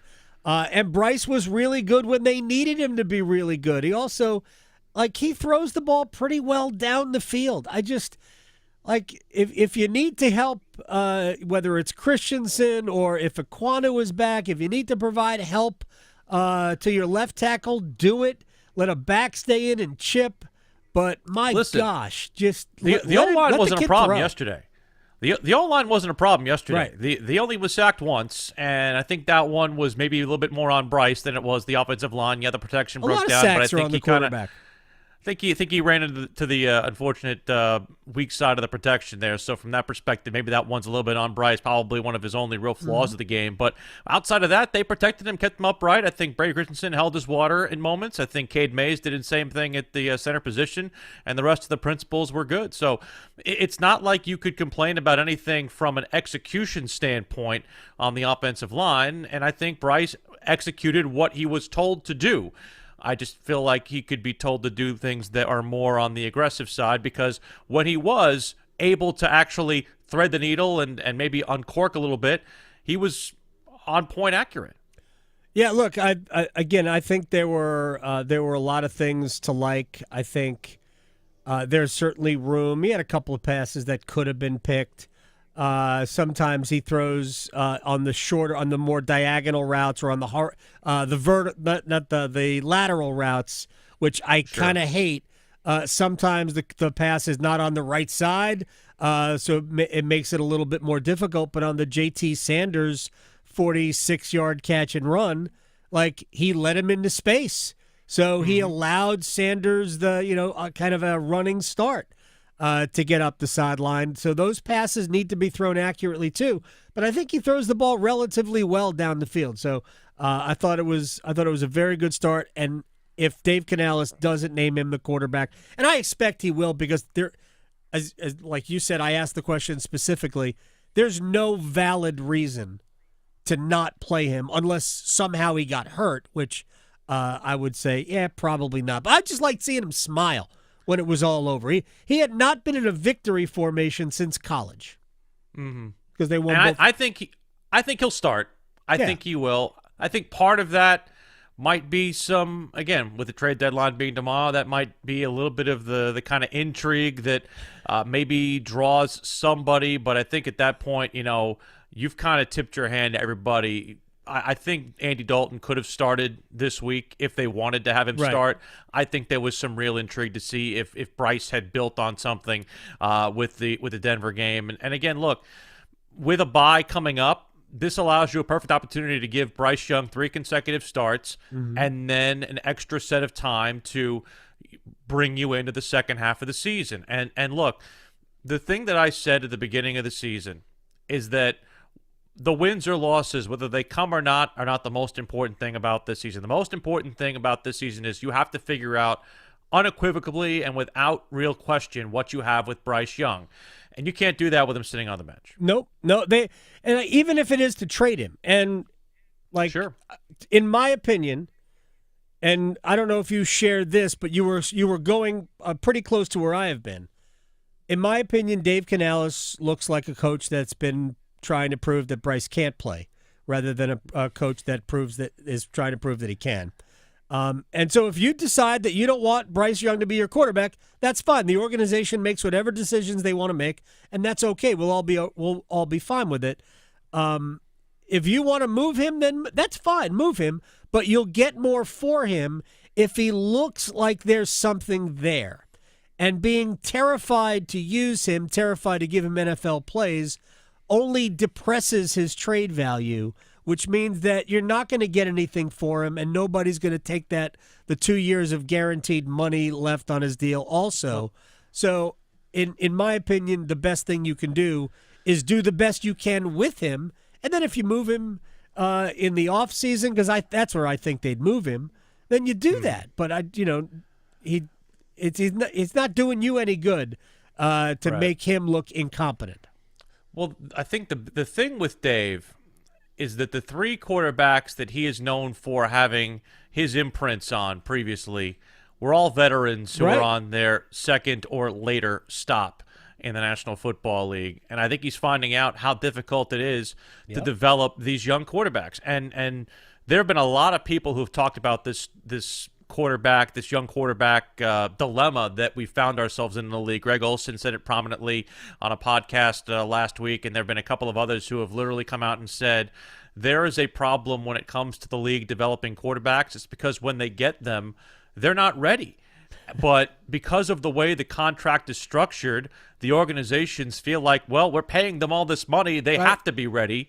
And we would rather have them make their own mistakes. But then comes the urgency of needing to win and needing to get it right. And, of course, these coaches are now finding out that, hey, you know what? I got to coach for my job and show proof of concept. And a lot of times, too, players don't want to be in a room where we're just waiting around until the guy gets it right. So it has become a real dichotomy of thought when it comes to the National Football League in terms of how you develop these guys, but also how do you get the full value of the contract. And it's maybe going to take some sort of shift on how these guys are paid. Maybe you backload these deals in more of a way so that you're not pressured to play them right away. But at the same point in time, I don't know how it changes. I don't know how it shifts, because it's not as if, I mean, there are going to be generational guys who come in and are great off the bat. I mean, Daniels from Washington, Stroud last year with Houston, those guys are definitely bucking the trend that seems to be the larger one. But at the same point in time, more than enough of these guys have had to take their growing pains through their first couple of seasons, and some of them did so already getting jettisoned before the end of their rookie deal. Two very quick things, and I want to move on to your other job. I've been saying this for, it's like a broken clock. Whatever, that actually doesn't make any sense. But I literally have been saying this for years. That quarterbacks, broken record. Yes, thank you. Gosh, am I still tired? Didn't we turn the clocks back? Not ahead. Literally, college football programs are not here to train quarterbacks for the NFL.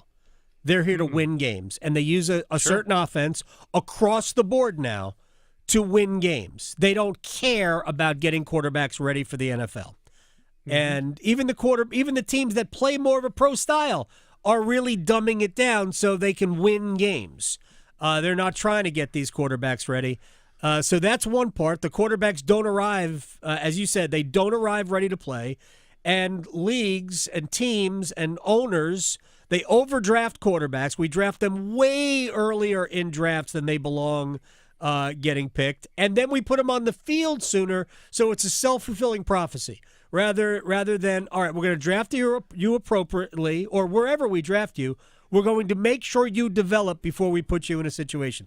But we don't do that. That takes willpower, something that a lot of coaches, because your time is short, Dennis Allen has sort of proved that, it takes willpower and an owner who also has willpower. All right, let me get to your other job, because you have a dilemma. No, actually you don't, because the game is your soccer game is Saturday. Yes. At Orlando City after the penalty shootout win. So Christian Kalina, goalkeeper of the year in Major League Soccer, stops 2 of 4 penalties. One was I think over the bar was the other one. For somebody whose son is a goalkeeper, I know what the odds are. You're not supposed to stop any. He stopped 2 of 4. I heard your call. Are you okay? I'm good. I'm good.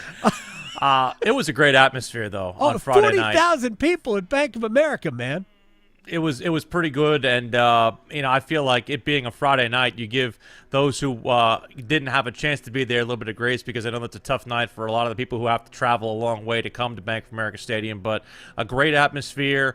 It's as loud as I've heard that building, and I've had that building with 30,000 more people in the stands. So they were loud, they were raucous. We got 2 versions of the Poznan with guys jumping around down that lower bowl. It was a lot of fun, and Kalina saved their hide. I have to be honest, when you went into that particular part of it, Pedro Gallese had made 2 very stellar saves in that game to keep the game at 0-0 against Charlotte.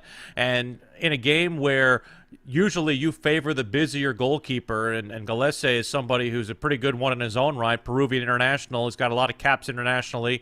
I feel like it was something where maybe it could have been an even match, but Kalina once again proved that he has been in 3 of these penalty shootouts, 2 last year in the League's Cup against Dallas and Cruz Azul, and 1 here in the playoffs. And Charlotte FC has been in 5 of them, and they never lost. And they've had a save by the goalkeeper in each one of them. So it just goes to show that maybe there is a bit of a skill to this from the goalkeeper standpoint. Oh, yeah. I know a lot of people say it's luck, but no, it's not luck. It's a mental game. It's not even physical.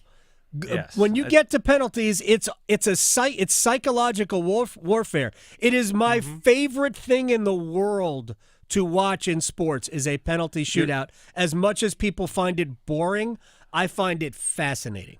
You are in a significant minority because there have been a lot of think pieces thrown out there about the current format, which is only in its second year, that has the straight to penalties part of it. Charlotte FC has been made an example out of because they haven't scored a goal yet in series, and you're saying, oh, well, what if they're 0-0 again on Saturday and they go through against Orlando without having you play to the format. Adam. I mean, that's the one thing I keep coming back to is that the format's very forgiving. There's a reason the format exists. The format exists for two reasons. You wanted to have a home team get up, every playoff team get a home playoff game, and you wanted more inventory for Apple. And if that's your biggest gripe, then take it up with Don Garber. I'm sorry, I can't help you. And I think we've got you on the radio here, so even better. I hope it goes to penalties. More inventory again. for y'all. I love that. I hope it goes to penalties. All right, since real quick, I'm going to be in Charlotte this weekend. Ooh. So yes, where am I going to watch it? Ooh, so Latta Arcade is kind of that big area near the stadium on the opposite side of Romare Bearden Park from the baseball stadium. Bunch of bars over there that are always playing the Charlotte FC games. That's where I'd tell you to go. I know the club is trying to organize a watch party. They did it in the South End or the lower South End at Brewers on Yancey, so that's another option. But those are the two places that I'd think about. Haven't gotten the full plans yet from the Charlotte FC official watch party location yet, but I'll definitely pass those along to you so that you can be around like-minded soccer fans. Better table if I mention you or Jessica. Jessica, 100%. All right, I'll drop her name. Will Palaszczuk, he is the voice of Charlotte FC, as well as hosting postgame for the Carolina Panthers at Willie P. Style on Twitter. My man, I appreciate your time. Have a good time Saturday with this rubber match, and I'll talk to you very soon. Always appreciate it, Adam. Thank you. You got it. Will Palaszczuk here on the Adam Gold Show. I'm not kidding. I hate shootouts in hockey. I hate deciding a hockey game with a shootout, right? I believe that in hockey, we should have first of all, I have no problem with the game ending in a tie. I don't. It doesn't bother me one bit if a game ends in a tie. But if we have to have an outcome, I don't like the shootout during the regular season. Just play more 3-on-3 hockey. We're going to have a winner. We're going to have a winner. And if we have to institute some sort of a shot clock at 3-on-3, I'd be all in favor of that. I'd be all in favor of it. Like, I got zero problem with something like that. But I hate the shootout. But in soccer, I think it is such a mind game. And again, I brought it up. My son is a goalkeeper. He plays for his high school, plays for a club here in Wake County. And it is nerve-wracking for us, but I also know that from his perspective, he would rather be in that position than anything. He loves it. He feels like he can outthink. It's 100% about mental. 100%. Does he work well under pressure normally in other situations? In other situations, hard. No, of course not. He's 16. Well, it's funny the choices he makes. He loves penalties. That's cool. Loves it. Yeah. And he smiles at the shooter. Oh, I see. He his totally, game. Yeah. totally tries to. Just gives now, it back. He doesn't get to, he's not completely in your face before you go, but he's pretty confident that he knows something that you don't. It's fun to watch. Because I know he loves it, it's okay whatever the outcome is. He knows he's not supposed to stop him. And that's the mindset you have to be in as a goalkeeper in soccer. I'm not supposed to stop any of these. Because even if I guess right and go the right way, your good shot is going to beat me every single time. But it's not so easy to have the right shot. Even though the goal looks big, it's not that easy. But, yeah, I love it. I think it's awesome. I hope it goes to penalties again. And I hope that Charlotte FC gets another win as a result of it. All right, we'll come back. We'll stretch. We will place bets. Coming up next hour, you know what today is, Victoria? It is Monday. The day before election. Yes, the day before it is. The election 24 hours, and the texts Yes. will stop in my phone. Yeah. Speaking of which, I have to read in as we stretch. Mm-hmm. I will read a Washington Capitals text, not a text, a Washington Capitals tweet that is I chef's can't wait. kiss. Next level. Yes. They sent it out during the game yesterday. Oh yeah. Oh, it's phenomenal. It didn't age well. No, I'm sure. it did. Oh, No, it did. It did. No, okay. It's a I didn't know if phenomenal. it was one of those. It's a phenomenal, funny text or tweet. I don't even know what I was gonna say. We'll stretch next. Raleigh to Boone, Charlotte to Chapel Hill. Your Carolina is covered. Adam Gold on the North Carolina Sports Network. Hey, it's Adam Gold from my friends at FanDuel, America's #1 sports book, with a great offer because Week 9 of the NFL isn't over yet. We've got the Buccaneers and the Chiefs playing on Monday Night Football. Isn't that great? And new customers, we're going to make it fun for you because if you win your first $5 wager, I'm going to give you $150 in bonus bets. Win your first $5 wager, pick something you can win, and then cash in $150 in bonus bets, and then you can go crazy. FanDuel.com/AGS. Make every moment more this season with FanDuel. FanDuel.com/AGS. FanDuel is an official sportsbook partner of the NFL. 21 and over and present in North Carolina. First online real money wager only. $5 first deposit required. Bonuses issued as non-withdrawable bonus bets, which expire 7 days after receipt. Restrictions apply. See terms at sportsbook.fanduel.com. Gambling problem? Call 877-718-5543 or visit morethanagame.nc.gov. At North Carolina Farm Bureau Insurance, we believe that getting to know you is the best way to protect what you love most. We have friendly agents in every county to help you prepare for the unexpected. And when life doesn't go as planned, our award-winning claims team will be with you every step of the way. Find a local agent today at ncfbins.com. North Carolina Farm Bureau Insurance. Helping you is what we do best. ACT Construction Equipment is proud to be your certified local Takeuchi dealer in Charlotte, Winston-Salem, Asheville, Wilmington, and Myrtle Beach. Takeuchi has long been a world leader in the compact construction industry. Let ACT Construction Equipment help you find the right machine for the job. Our full line of excavators, track loaders, and attachments are designed for low maintenance and high productivity. Visit us online at actce.com to schedule a demo. ACT Construction Equipment, your authorized Takeuchi dealer. The 2024 elections are just around the corner, and older voters are the nation's most active. The AARP North Carolina Voters Guide has information about upcoming election dates, registration deadlines, and voting options in North Carolina, such as voting by mail, early voting, or voting with a disability. Find the guide in the voters section at aarp.org/NC and listen each week to AARP Without Limits for important election news and much more. You can find the latest episodes of AARP Without Limits wherever you listen to your podcast. Psst. Hello there. It's me, your internal clock. Yes, the one you sleep through on weekends. You've probably heard my TikToks, but I'm straight up sounding the bell now. It's almost time to start applying for college. That means you got transcripts to gather, letters of rec to request, and campus tours to schedule. But hey, we've got time, and we've got CFNC. CFNC.org can help us plan, apply, and pay for college. We got this, trust me. Just visit CFNC.org to help us stay on time. When the power goes out, your life is disrupted. Heat, air conditioning, refrigeration, phones, all gone. Be prepared for the next outage with a Generac home standby generator. After sensing a power outage, a Generac generator automatically restores your home's power. Whether you're home or away, power your life with a Generac home standby generator. Act now for a free 10-year warranty on a Generac home standby generator. Terms and conditions apply. See more at alternativepower.com. Alternative Power, North Carolina's Generac experts.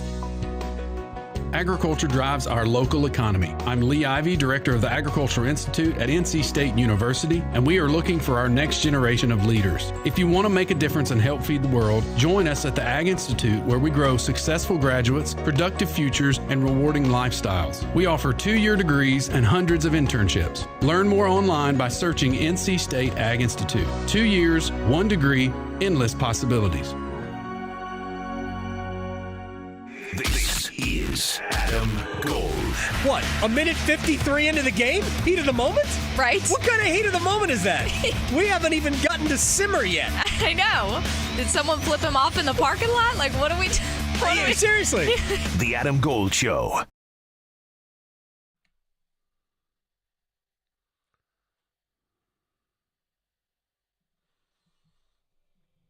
It's the Adam Gold Show. I am Adam Gold, Victoria producing the program. Have you caught on to our theme? I have not. What is our theme today? Our bump theme? It's about sleep. Is it? Oh, I have not. It's all sleep related, so. Well, you've seen me like during breaks. I'm like, I'm fighting staying awake. Yeah. Thanks, daylight saving time. I mean, I thought we stopped that mess a long time ago, but. We were supposed to. I thought we were did. supposed to not do that anymore. I wish we wouldn't. I wish we would just. I know. Look, I get it. People don't like it when it's dark and you're awake. Sure. Right? So if we didn't kick the clocks back, right, it would be, I don't even know, but it would be lighter, darker, earlier. I don't know. I can't even tell. I'm too tired to even think. But yes, I wish we wouldn't do it. Right. The reason for doing it doesn't really exist. No, it doesn't Anymore. We're not farm ages. really a farm economy anymore. Speaking of that, the election is over tomorrow. Yes. Thankfully. All right, but speaking of the election being over tomorrow, and I received 3 election texts. Please donate. Urgent. You need to save us right now. I have this that was tweeted out by the Washington Capitals yesterday during the Hurricanes win over Washington. It was 3-2 at the time. And this comes from the Caps official Twitter. We need your help. Oh. We've all seen these texts, right? Yes, we have. We need your help. Caps HQ here. Actually, we're going to stretch, right? Yeah. So let's do that. Play that, and then I'll give you this to start. My fault. Sometimes I forget the format. You're just sleepy. Yeah. So from the official Caps Twitter, we need your help in all caps. Caps HQ here. We're getting slaughtered out there. We've now lost 7 of our last 9 games against the Canes. No matter what we try, we're giving up ground every time we play them. Will you pledge to not jump ship? I love this. One thing I'll give them credit for. Yep. Good job. Hurricanes quote tweeted that with these campaign texts from DC are getting out of hand. It was like they worked it out together. I love it. It was fantastic. Made me laugh all the way home on my drive. I'll tell you what, hockey media, especially on like Twitter, it's great. I love their comebacks. They're just they're like so great. They get it. Yeah. Like it's supposed to be entertaining. It's not supposed to be mean. It's not supposed to be angry. Right. It's supposed to be fun. Exactly. They get it. Like Wendy's. Wendy's has a sassy social media account. You know who else does? The Orange Bowl. Oh. The Orange Bowl's Twitter is awesome. Nice. Awesome. Oh, I did not know that. Yes. Well, speaking of daylight saving time, about 70% of us are feeling it, in fact, today. This poll basically discussed it. Yes, and it is normal for the clocks to mess with your mood, energy levels, and ability to focus. So if you're feeling it today, we get it. And they also, of course, love to point out the fact that the older you get, the worse it gets. So there's that too. Also, parents, do be aware that your kids will be impacted by this because of their sleeping patterns. So if today everyone is cranky, it's fine. Just get some pizza, watch some football, and keep it moving. What if your child doesn't have a sleeping pattern? I know. Well, there you go. It's bigger issues, I guess. Yeah, probably. Well, one thing you could do is maybe cry about it. I would not advise that, but Fireball is really trying to take advantage of the enemy's tears, and they are making a beverage with it now. Really? I thought that this was a joke, and apparently it is not. So Fireball Whiskey is doing something called Cryerball. So get it? Cryerball. It embraces competitive spirit by blending Fireball with actual human tears from losers. Excuse you? I know. I had to read this a couple of times because I thought there's no way this is real. Supposedly, what they're doing is they're going to 6 big rivalry games this month. 3 college, 3 NFL. What they're going to do is have people that are stationed at the exits, and they're going to basically ask the fans of the losing team if they would like to donate their tears. Wow. They are storing these in sealed, sterile jars that will safely be transported to a facility, and it might make it taste a little saltier, but the process will take months, and they are going to bottle Cryerball and have it available for next year, the 2025-26 season. That's phenomenal. I did not think that was a real thing, but apparently it is. So if you want to drink the tears of your enemy, that will be coming to you to an ABC store next year. That's incredible. Potentially. But we're about to make some really good bets that we're not going to cry about. There you go. Place your bets. Here we are. I bet you slice into the woods $100. Gambling is illegal at Bushwood, sir, and I never slide. Okay, you can owe me. I owe you nothing.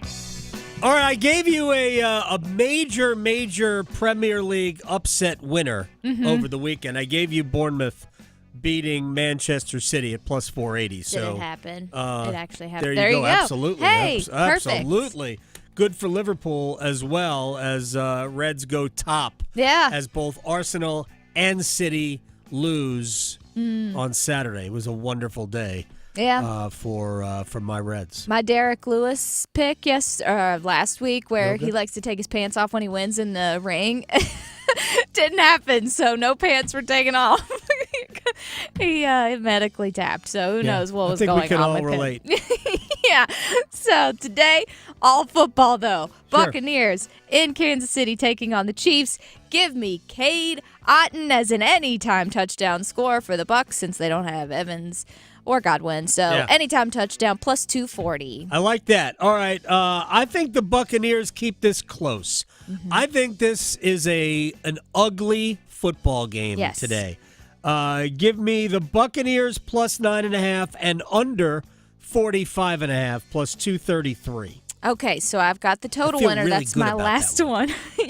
My last one's going to be who I think's going to win. But I think the first half winner of this messy game will be the Bucs. That's plus 215. Really? First half. Oh, halftime lead plus 250. Yeah, because Kansas City, they like to play with their food, and then they win at the end. It's a very good one. Kansas City will score a defensive touchdown plus 600. Oh, nice. Nice. Well, my last one, like I mentioned, I think Mahomes and company is going to use his magic and try to come back at the end because they're going to be losing in the first half, like I just said. So give me the Chiefs to win and over, because it's going to be a scoring battle, over 45.5 plus 125. All right. One more match in the Premier League in match week number 10. You know how far Duke and Carolina are apart? Like 8 miles apart? Fulham and Brentford are less than 6 miles apart. It's a West London rivalry right on the Thames. It's going to be a draw, plus 270. Raleigh to Boone, Charlotte to Chapel Hill. Your Carolina is covered. Adam Gold on the North Carolina Sports Network. Our Carolina Panthers grabbed a win yesterday against the New Orleans Saints, making them 2-7, but they weren't the only underdogs getting a win this weekend, which is always a fun way to make a wager. I'm Victoria Vodenecker here for BetMGM, and we're not done with Week 9 football just yet because we have the Chiefs and the Bucs matching up tonight for Monday Night Football, and maybe you're feeling like this could be a high-scoring game, so you could take the over. Maybe you think Patrick Mahomes will run in his own touchdown at some point, and if football isn't your thing, we also have a couple hockey games going going on tonight. These are all routes you could take, whether picking individual bets or putting them all together. Because when you use the BetMGM app, you'll see options like betting the money line, prop bets, live bets, same-game parlays, and BetMGM also likes to spice things up with fun daily promotions. All brought to you by BetMGM, the sportsbook born in Vegas. Download the app today and please gamble responsibly. See BetMGM.com for terms. 21 plus only, North Carolina only. Gambling problem? Call 877-718-5543 or visit morethanagame.nc.gov. Listen every afternoon for The Drive with Tim Donnelly. At this point, I think it's obvious. Dave Canales and Bryce Young just don't like each other. They're two guys that don't trust each other. They're forced to work with each other. They didn't pick each other. But when they're forced to be on the field, one calling plays, one being the quarterback, they just don't get along. We all have that coworker. Theirs is pretty important. The Drive with Tim Donnelly, 3 to 6 on 99.9 The Fan. It's bow time. It's not just football season. It's tailgate season. And that includes every kind of football, whether it's got goalkeepers or goalposts. The kick is good! Because it doesn't matter where or how you tailgate. When you've got crispy chicken and fluffy buttermilk biscuits from Bojangles, your tailgate is better than great. It's legendary. Head to Bojangles and order your tailgate box with boldly seasoned chicken, fixins, biscuits, and legendary iced tea today. It's bow time. Planning a tailgate? Then it's bow time. Bojangles has everything you need for the perfect tailgate, no matter how many fans you're trying to feed. There's the original tailgate, the super tailgate, and for a really big crowd, the jumbo tailgate special. And if you like your chicken off the bone, choose the Supreme's tailgate special that includes 12 perfectly seasoned tenderloin fillets. So grab the tickets, get that Bojangles tailgate special, and go. It's bow time. No two people learn the exact same way. So how did Babbel become the award-winning language learning app? We thought of you, all of you. Take Sierra. As a visual learner, she uses Babbel's wordplay videos. Today I'll share a quick lesson on shopping in French. Merci beaucoup. Keith is a be in the room with real people kind of learner. So he loves the live online classes with our language experts. Okay, class. Vos está pronto. Estamos prontos. However you learn, Babbel makes it easy. Try Babbel for free at Babbel.com. Babbel.com. From the Canes to the Panthers to all of the college sports in the Triangle, we cover it all on the Best of the Drive with Tim Donnelly podcast. Brought to you by Coach Pete at Capital Financial Advisory Group. Visit us at capitalfinancialusa.com. It's Tim Donnelly for Window Nation. Experts say that heating costs are increasing up to 23% this winter. And if your windows aren't from Window Nation, your money is literally going out the window. They have some of the best insulated windows so your heat stays inside. And right now, get these amazing windows at 50% off. Plus, you could save even more money with 0% interest for 5 years. Hurry, sale ends November 30th. Schedule your fast in-home estimate right now at 866-90-NATION or visit windownation.com. This hour of the Triangle Sports Leader is powered by Ritchie Law Firm, injury lawyers. Ritchie Law is on top of it. Go to ritchielaw.com. That's ritchielaw.com. WCMC HD1 Holly Springs. Take us with you on radio, web, app, Alexa, and YouTube. 99.9 The Fan, the Triangle Sports Leader. Natchez in the cap zone. He'll leave it for Orlov. Orlov takes a look. That shot through. He scores! Dmitry Orlov! Club high. 1-0 Carolina. Now Robinson gets it up for Natchez. He scores! Marty Natchez! Stay hot! And Carolina's tied at 2. Natchez heads up. Back to Orlov. Takes it up. He scores! A 1-2 punch from Dmitry Orlov today. And Carolina back in the lead. It's 3-2 on Orlov, second of the game.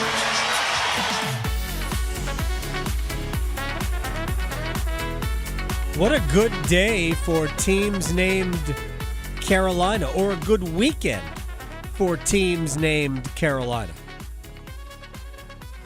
or teams that play. I know. in North Carolina. It's very rare. So Charlotte FC won, I think it was Friday night in penalties. Good weekend for Tepper Entertainment. Panthers won. Carolina Hurricanes won. Again, day ends in a Y. North Carolina won at Florida State. South Carolina beat Texas A&M like a drum.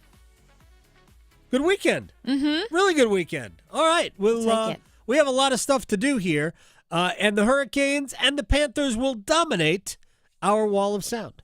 The Wall of Sound is a function of this studio. There's no doubt about it. We'll just start with the Hurricanes. We've spent a lot of time talking about the Panthers, and deservedly so. They were very good in the win over the Saints. Got to soak it up while we can. Absolutely. You don't get many opportunities to win a football game if you're the Panthers. You don't get many opportunities for your quarterback to look competent if you're the Panthers. So we'll get back to the Panthers in just a second here. Hurricanes won for the 6th consecutive time. They beat, so far this season, one of the best teams in the league, the Washington Capitals, who had come in averaging almost 4.5 goals per game. Washington scored their 2 goals like basically less than a minute apart, like 20-some-odd seconds apart at the end of the first period, one on a 5-on-3 power play, the other kind of a fluke goal. But other than that, this was one-way traffic. Carolina dominated. Here's the head coach. I thought 60 minutes, they had obviously the last little bit of the first period where we took those couple penalties back-to-back. Doesn't happen almost never like that. And I thought we did almost a great job killing that, and we had a little almost breakaway on it. Like we, unfortunately gets to the wrong guy, and he doesn't need much. And, we've seen that 100 million times. So, and then at the end of the period, it was just a bad bounce. We had it, and we were going the other way, just kind of miss it, and all of a sudden you're down after having a pretty good period. So, give the guys a lot of credit because they just turned the page, and we went at it the rest of the way. I thought we were pretty solid. Yes, they were pretty solid. I love listening to the head coach downplay everything they do. It's just the way he is. Because, honestly, he gets it as a player. You are only as good as the next performance you put on the ice. So, this is a team that will go and try to do the exact same thing tomorrow against the Philadelphia Flyers. Might be harder against Philadelphia because Philly's no good so far. And it might be harder still on Thursday when they play the Pittsburgh Penguins, who are really no good so far. So at some point, the Hurricanes are going to have that game or multiple games where you go, it doesn't look right. But more often than not, this team plays a certain way, and that certain way is what we saw last night against Washington, and it really was dominant in how they went about their business. Last year, I've asked this question of Jordan Stahl yesterday before the game. Last year, it was a little bit of a struggle to play the way you wanted to play.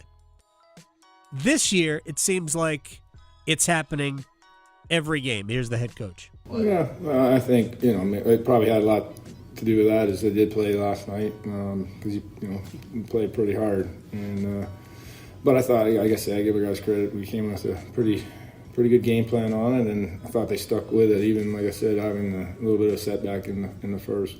So he gave Washington a pass because Washington had played the night before, and that is true.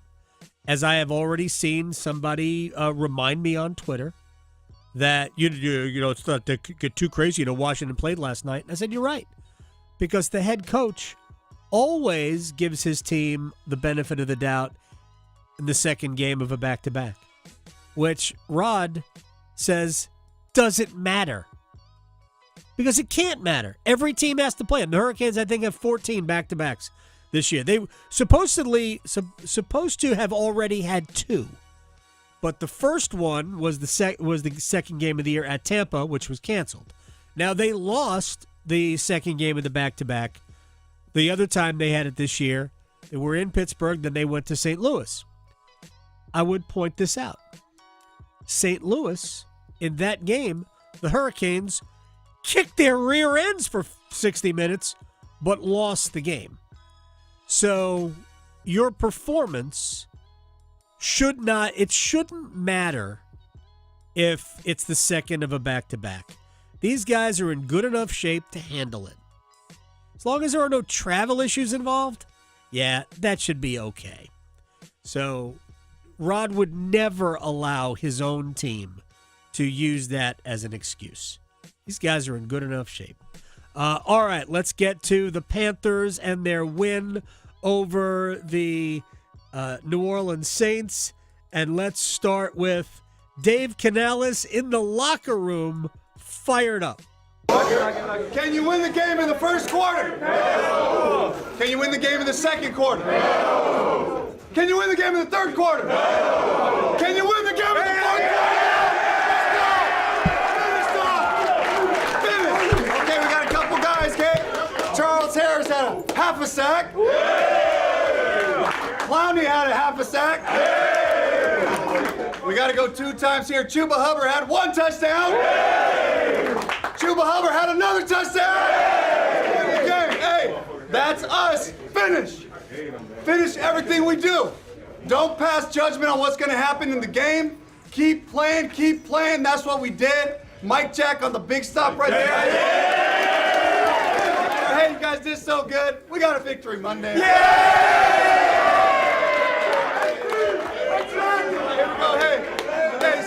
Hey, serious though, I'm proud of you guys. I'm proud of all of you because we just keep working on the basics. We just keep working on the fundamentals. That's how we're gonna get there, right? Hey man, hey man, that's a great start to November football. Let's go to Germany and get a win and then enjoy the bye week.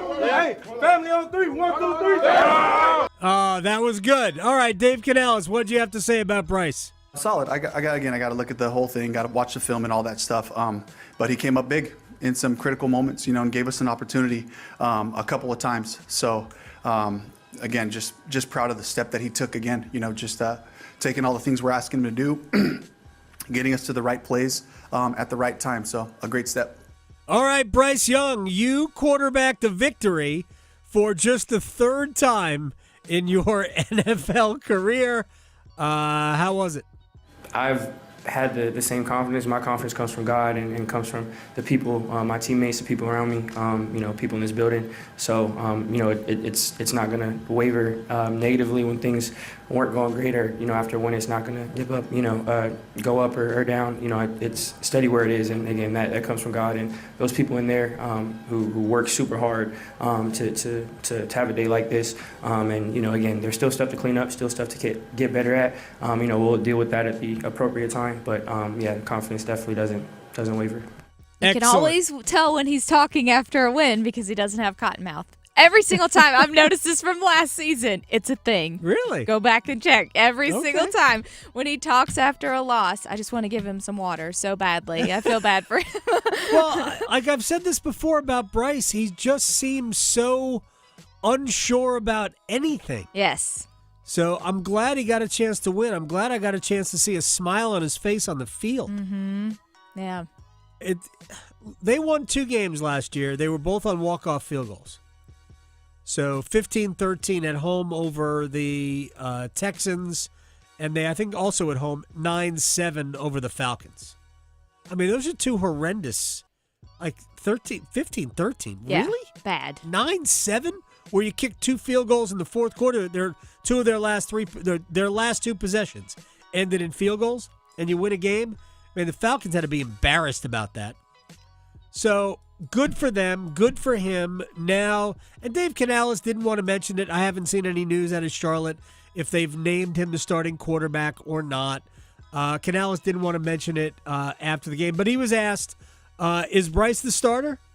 Not yet. We'll take in all the information, watch the film. We got to process. We got to make sure we look at all this stuff, and we'll let you guys know, in the next couple of days. There's no justifiable reason to not name him the starter. Yeah. So I anticipate that he will be named the starter. All right, is that fair? I think so. I think that's fair. He'll be named the starter because you can't justify any excuse to not play him because he looked competent. He didn't have to look great. He looked like he could play the position. And as long as he doesn't look awful, incompetent, then it would be malpractice to not play him. Not to mention the fact that would be a clear indication that the organization has zero plan. Because even if you're moving on from Bryce Young, you'd play him. Anyway, When we come back, it is the start of the men's college basketball season tonight.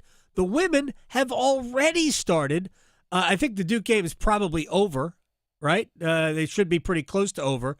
I have to get a Duke score. I think Carolina's playing. Like a lot of the women's programs, top women's programs, are playing this afternoon, including USC. I've been following the score of that game. They're hosting Ole Miss, a ranked top 20 matchup. Last look, Juju Watkins had 21 points, 8 rebounds, and 4 assists at the start of the fourth quarter. If I'm seeing this correctly, yes, Duke Blue Devils women, they won 89-36. Yeah, they weren't playing anybody great. Radford, none of the men. There's one good men's game today. One. We got to address that. We'll do that with Mike DeCourcy of the Sporting News next. Going beyond the box scores. Adam Gold on the North Carolina Sports Network. We're kicking it this fall with college football. Join 99.9 The Fan all season long and catch your favorite teams in action. The ACC, the SEC, and every conference that matters. You'll find the best matchups here. Jordan Moore delivers, and the Blue Devils have the lead. College football on 99.9 The Fan is brought to you by Wilkinson Chevrolet Cadillac Buick GMC in Sanford and by Amedios.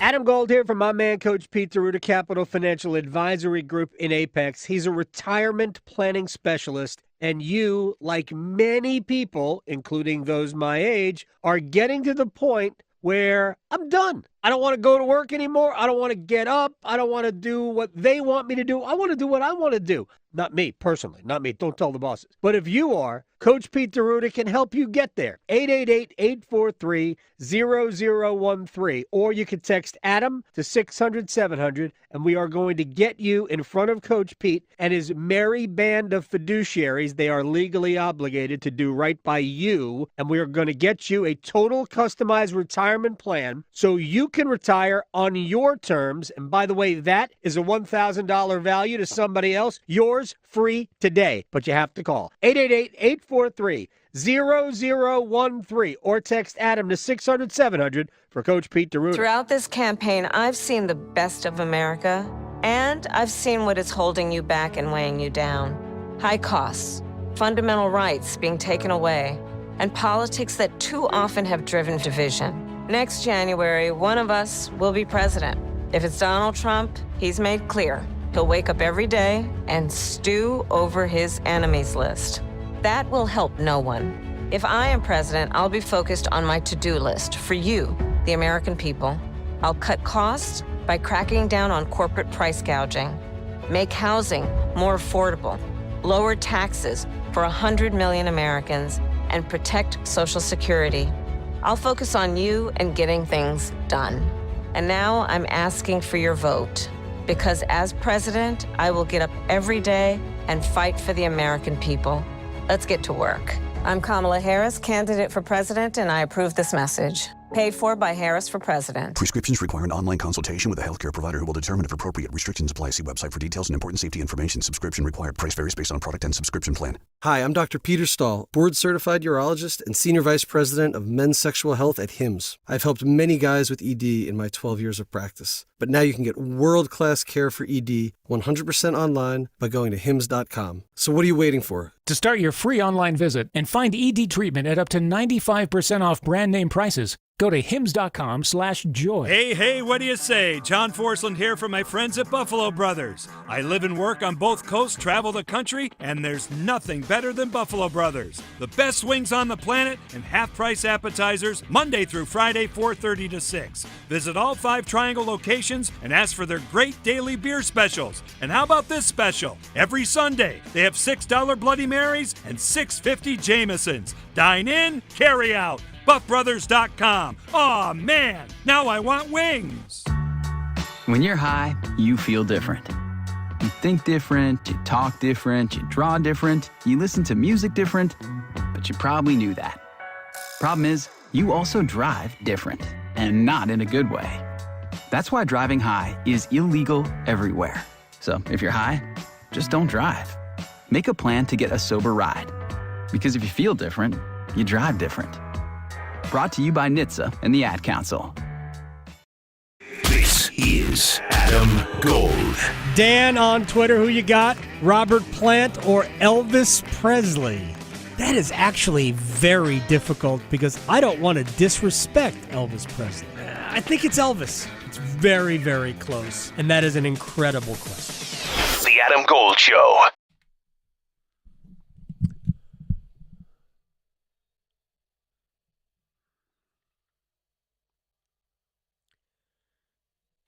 It's the Adam Gold Show. I had to do this one. Fine. Fine. Now people are going to be singing this all day. It probably is true. It's one of those songs. It's the Adam Gold Show. I'm Adam Gold. That's Victoria. She's on the ones and twos. All songs about sleep or lack thereof. Again, I was completely confused. I really thought we turned the clocks back, which gave us an extra hour, but I feel like I've had less sleep than normal. But I guess that's what happens when you've got all sorts of stuff to do. And, well, it doesn't matter. Nobody cares. So we did have a good weekend. Panthers won. Hurricanes won. Tar Heels and Wolfpack won. NC State had Stanford at home. The Tar Heels were on the road at Florida State. Hopefully everybody's getting well as the season kind of winds down. We're in our last, 4 weeks of the college football season before the college football, before the conference championship games, right? I think we have 4 more weekends of college football. The college football season, not everybody plays good teams in week 1, but there are usually, 5, 6, 7 really good, high-profile games. Look, if Clemson were better, Clemson, Georgia would have been an amazing way to start the college football season. In basketball, however, which starts today, basically everybody's playing, and only one matchup is worth staying up for, and that starts near midnight. Baylor and Gonzaga at 11:30. Are you kidding me? Look, Duke's got a good schedule, so does Carolina, so does State. But that good schedule doesn't start on day one. For a sport like basketball that's looking for more traction, shouldn't we start the season with a bang? Mike DeCourcy of the Sporting News joins us on the Adam Gold Show. Is it too much to ask that the college basketball season, maybe we don't start on a Monday, maybe we start later in the week, maybe we start on a Wednesday, and we have better games than this? Is that crazy? Well, first of all, I would say that I don't understand the Monday start. And right. I really, I mean, when you look at it, it didn't have to be this way. I mean, they chose it. I don't love it. Why not go to Tuesday and get away from Monday Night Football for starters? I don't understand at all. I do understand why we don't start with a huge bang, and part of it is this silly Monday night start, because that takes one significant part of the college basketball television equation out immediately. Right. ESPN is not going to put a big game on at 10 o'clock or at 7 o'clock because they've got football. So correct. And they're doing football on 2 channels now because of the Mannings. So that's out. So that puts Fox in there, and then Fox says, "Well, I don't want to counter program Monday Night Football. We know what kind of ratings football does because we do it ourselves." So you're not going to get a large number of significant games on that Monday, because games that are played like that aren't scheduled necessarily by the schools. They're scheduled somewhat. I mean, for the appetite of the network. Yeah. And so if you could schedule, like, I don't know, let's say Duke says, okay, we're gonna play Kansas on our opening night on Monday. Well, then where do you put the game? So they're not going to say we're going to play Kansas. Right. Because it doesn't make any sense. So that's why we don't have many games. There is another game. I think Ohio State has a game. Maybe Ohio State, Texas, I think. You said only one. I think Ohio State plays Texas, if I remember correctly. My fault. I was just looking at the top 25. which I know there are more good teams. But I mean, you can go over the whole schedule. There's like 130 games or 140 games tonight, if not more. And those are the only two between significant players. And that's not great. I've never been one to complain about this opening. I used to love when ESPN did their 24-hour thing or whatever it was. I thought it was great. I used to love when the Champions Classic opened the regular season, or when the Gavitt games on Fox opened the regular season. Those were all worth watching. And now we have this. That's part of it. And the second part of it is, Adam, is that coaches don't want to play significant games in their opener. Right. Because they think they're not ready for them, and they don't want to risk a loss that they might not have to take. Mike DeCourcy of the Sporting News is joining us here on the Adam Gold Show at TSN Mike on Twitter. I don't know. I watched the Blue Devils scrimmage, the Brotherhood run, where they absolutely were savage in dismantling Arizona State. I don't know if Arizona State's going to be any good or not. They might be one of the worst teams in a power league. I don't know, but that didn't look like a fair fight. I thought Duke was ready to play anybody after watching that. Your thoughts on the Blue Devils? So I saw your top 25. I believe you had Duke as third in the country. I think if I was doing it, that's probably more along the lines of where I'd have them, because I think 7 is too low based on their level of talent. Your thoughts on the Blue Devils? There is a school of thought that purports that you can't win national championships with teams that are dominated by freshmen. Right. And it's really a backward way of thinking. I don't know if I have that's the exact appropriate verbiage, but it's disingenuous, because what it does is it takes the very small subset of teams that are built around elite freshmen, which is over the course of the previous 15 years was Kentucky for about 5 years, then both Kentucky and Duke for about 10. Right. Give or take. And so you're talking about at the most 2 teams a year. Right. And if one of them didn't win it, then it shows, well, goodness, that's not the way to go. Right. Meanwhile, we have 60 other teams that are trying to do it with veterans, and 59 of them fail. And, well, clearly that's the way to go. Look, we had 2 teams play for the national championship last year that were primarily built around recruited freshmen, and then complemented with, in Purdue's case, 1 significant transfer. In UConn's about 3 significant transfers. And yet everybody in college basketball now thinks you want the only way to build a team is through the transfer portal. I shouldn't say everybody, but right. the preponderance of teams. And so that's how things work in college sports, is this faddish approach to things. And I think that Duke is underrated because of that. Last year, I overrated them because I underrated the importance of defending the rim. Yeah. I picked them to win it all. And then after watching them play for about 2 weeks, I said, oh, this is not going to go well. They're going to win a lot of games. They're going to be really good. But my number 1 pick is not going to work out, because you have to be able to defend the rim, and they didn't have it.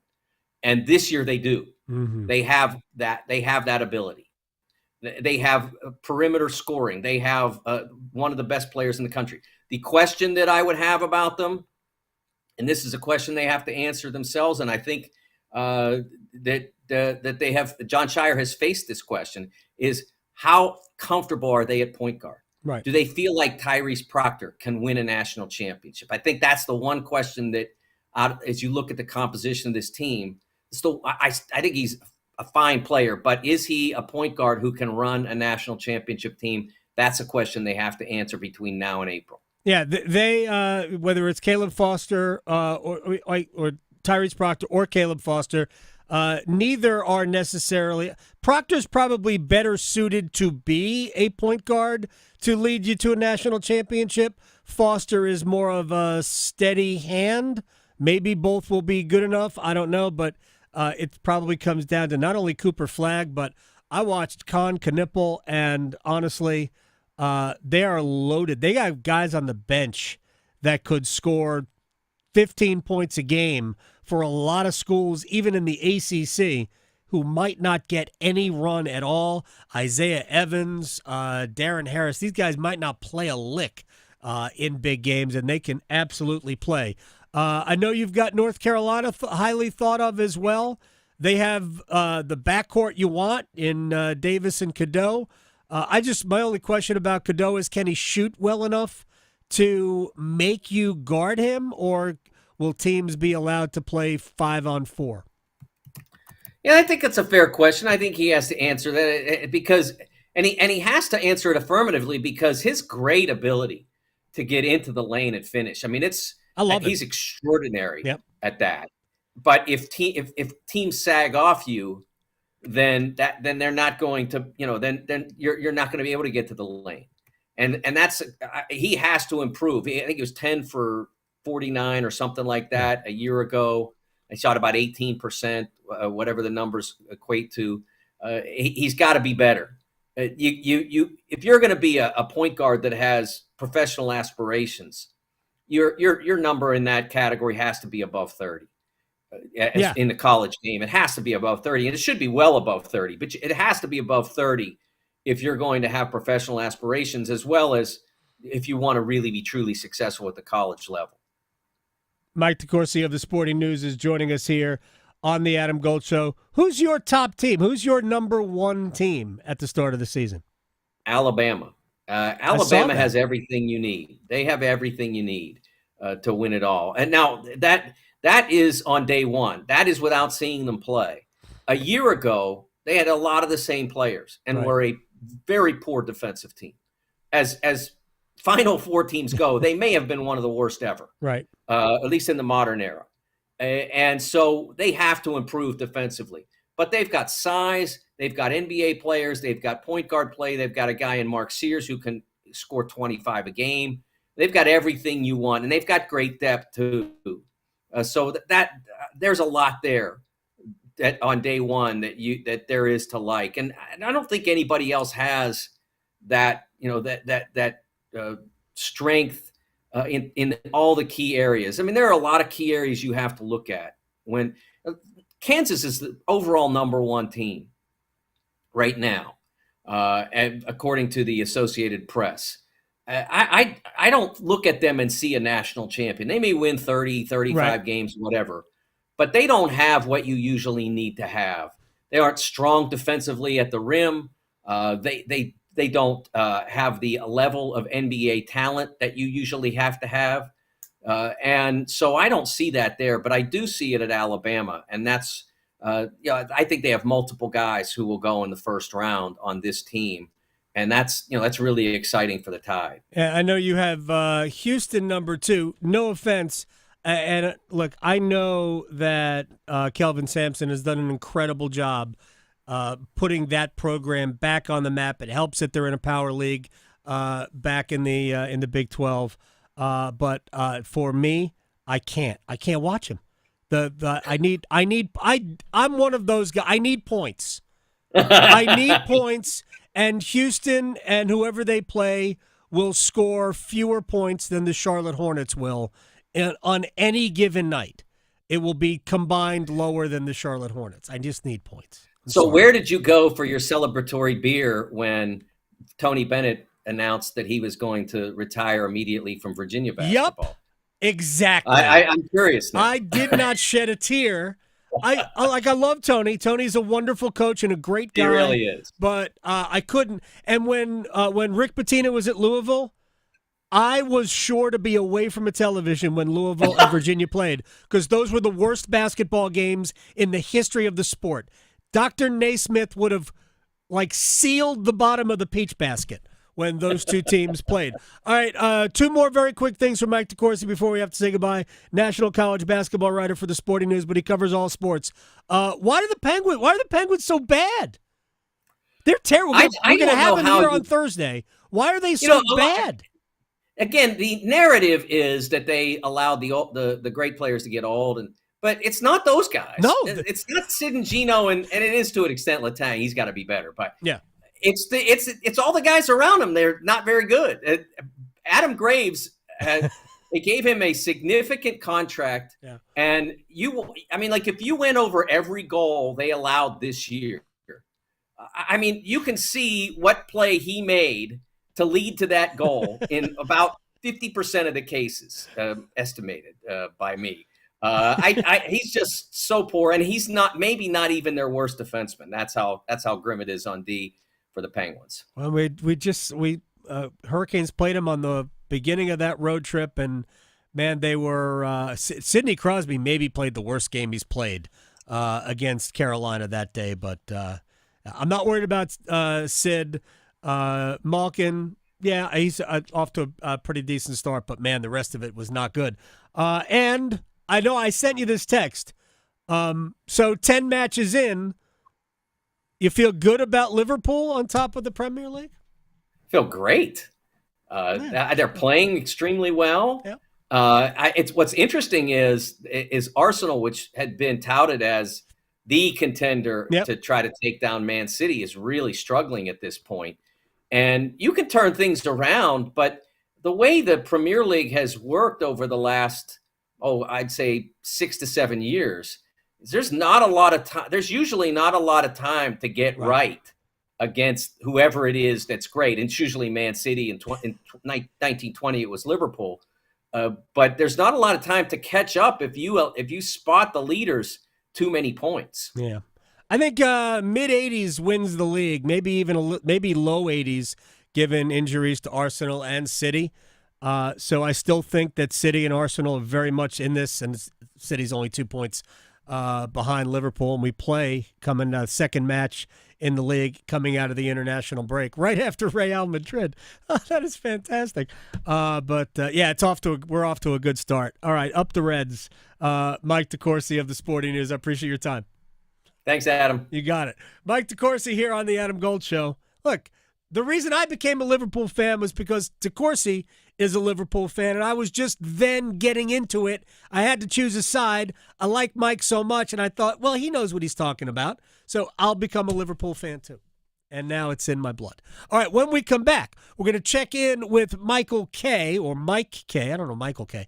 Mike Kaye of the Charlotte Observer. We will talk Panthers, Bryce, and where we go from here. Next. Serving it up hot and fresh every day. Adam Gold on the North Carolina Sports Network. I am Bruno Hinojosa and I live in Asheville. I work in construction and I just enrolled in NC Medicaid. I went to their website, applied, and got covered. Doctor visits, yearly checkups, and even emergency care if I need it. Being a business owner can be stressful at times, but knowing that I got covered, it just takes weight off my shoulders. And I can get the care that I need when I need it at low or no cost. And it's one less thing I need to worry about now. NC Medicaid is for more people.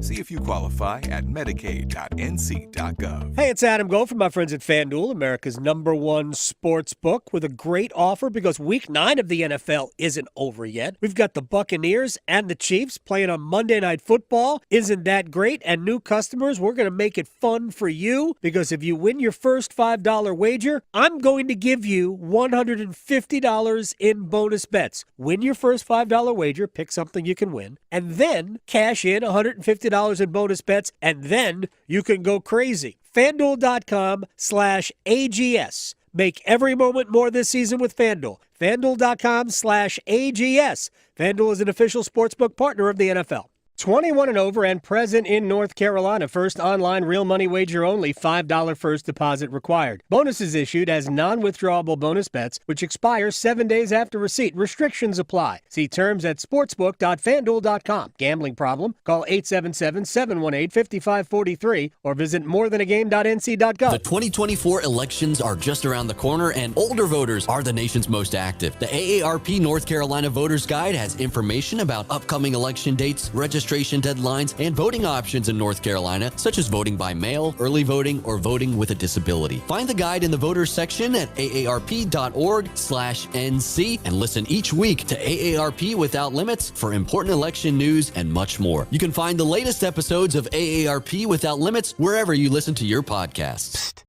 Hello there, it's me, your internal clock. Yes, the one you sleep through on weekends. You've probably heard my TikToks, but I'm straight up sounding the bell now.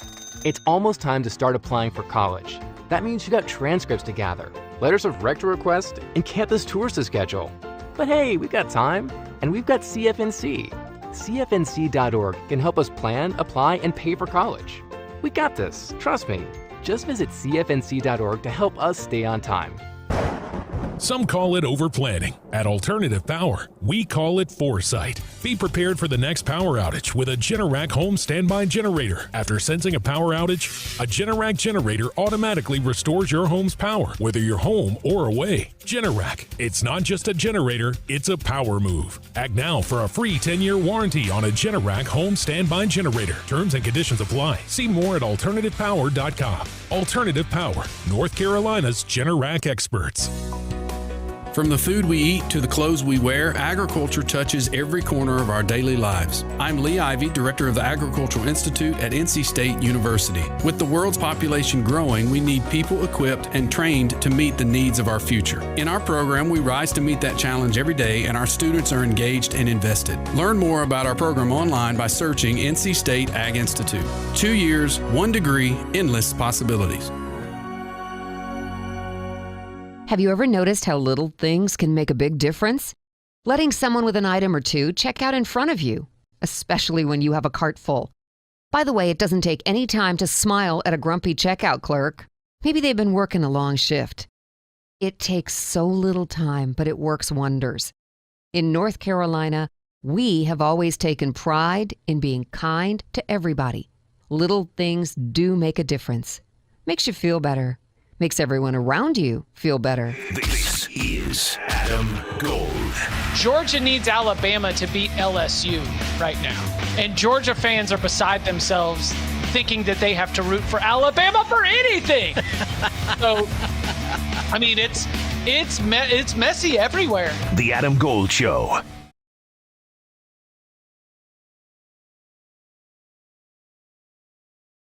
Mike Kaye covers the Panthers for the Charlotte Observer on Twitter at Mike_E_K. Let's get right to it. Because I wanted to make sure that what my eyes saw married up with an expert.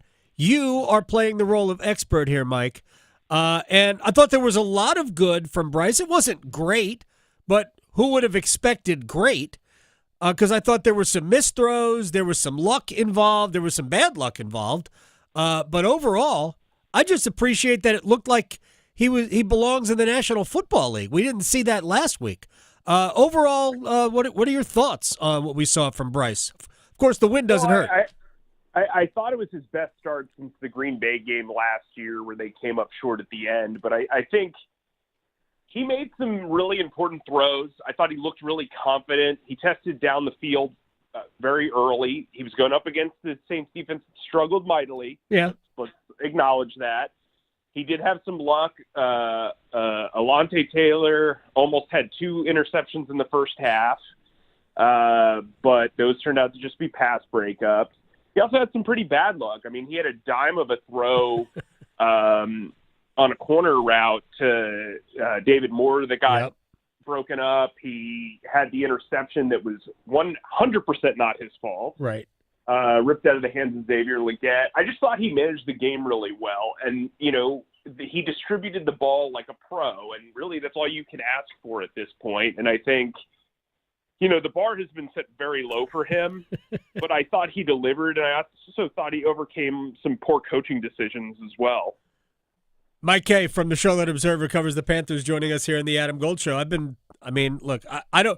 I want to make sure people are associating these things with me and not you. I don't want to jam you up because you have to cover these guys on a daily basis, because I have said repeatedly that there are times where it seems to me like Dave Canales is trying to prove that Bryce can't play as opposed that he can.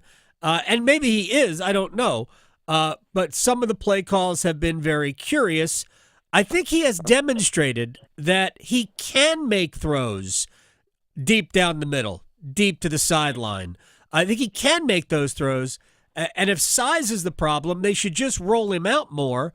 And they did roll him out a little bit. I think it seemed like more than they normally would. I like the fact that he was aggressive throwing the ball down the field, and we didn't have everything lateral or at times even backwards, although we had a few of those. Yeah, I mean, I think they opened up the playbook quite a bit. I think the pre-snap motion was there. I think that helped him. It helps most quarterbacks. I think he was aggressive in the way that he instructed Bryce to throw the ball downfield. I think Denver, that last drive in Denver kind of opened things up and kind of took the excuses away. If he did have that mindset that you are projecting and allowed that, I mean, here's the thing. Like, I do understand the outside looking in saying, well, Canales calls plays and handles him like he wants to move on. But I think the reality of the situation is it doesn't make any sense to trade him at the trade deadline because you're essentially trading a backup quarterback, right, which you're not going to get value for.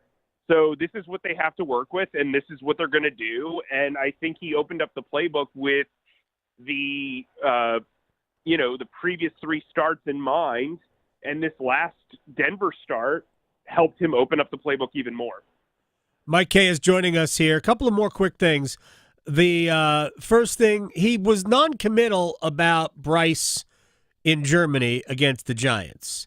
Do you think he's just slow playing this? Because I can't imagine if the whole goal is to get Bryce Young playing and looking like an NFL quarterback, maybe not quite the first overall pick in the draft a year ago, but then we should have been encouraged by what we saw this week, and it would be a slam dunk to play him against the Giants. Why do you think he's non-committal at this point? Or maybe by the time we get to the end of today, he will have committed. Well, I think it's kind of like when a baseball manager, when he's like, I've got to talk to the starter before I say who's going to get the ball in game 2 of the playoffs or game 4 of the playoffs. I mean, I'm not making excuses for the guy, but I do think, he just came off a 1-point win. It came down to the wire.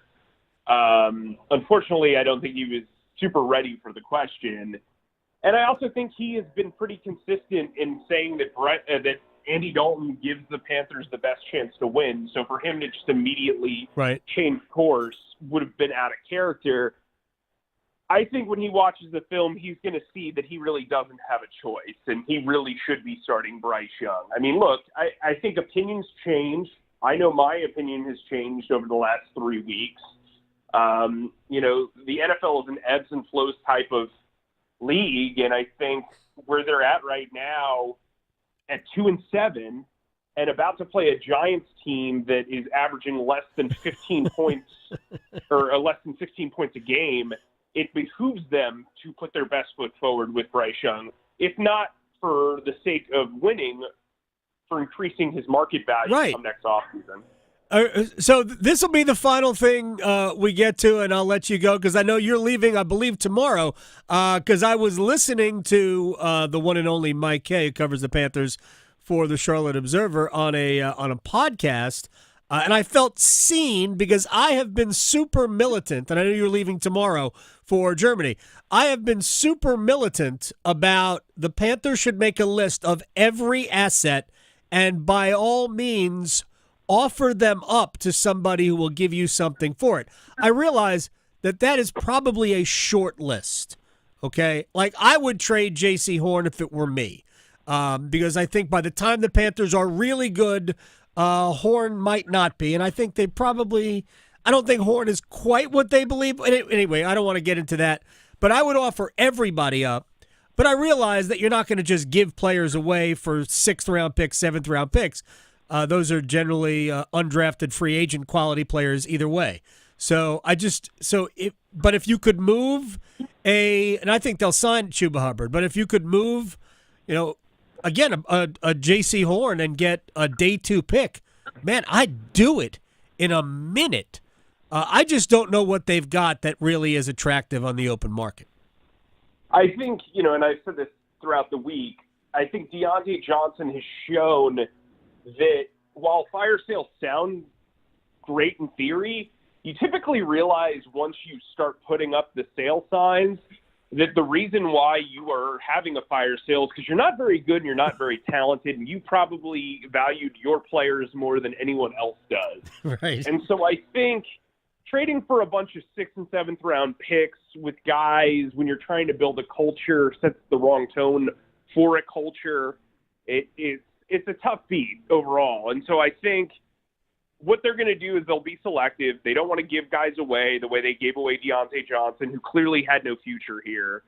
And I think, when it comes to guys like Adam Thielen and Miles Sanders, if they can get relatively okay value for them, they're going to be gone. I think when you look at what the young wide receivers have done, their top 3 wide receivers with Deontay Johnson gone are rookies. Yep. So I think the emergence of Jalen Coker, the emergence of Jatavian Sanders, the emergence of Xavier Legette helps them move on. I'd also say a name to watch is Jonathan Mingo, who has caught 1 pass for 1 yard in the past 4 games. He had a great seal block on the Chuba Hubbard touchdown yesterday, but being a designated blocker is not really what they signed up for when they drafted him with the 39th overall pick in last year's draft. And so maybe he has some value elsewhere, but I think the Panthers are in kind of a tough spot where it's like, cool, you can take something, but like, how does that really help you? Now, dropping Miles Sanders and Adam Thielen's contracts, that's beneficial if you can get a 6th or a 7th round pick for them. But otherwise, you don't want to trade okay for bad. And I think that's something that they have to be very, very cautious of, and I think they will be cautious of heading into this trade deadline on Tuesday. Enjoy Germany. Good luck. Don't eat too many sausages. I don't know where I was going with that.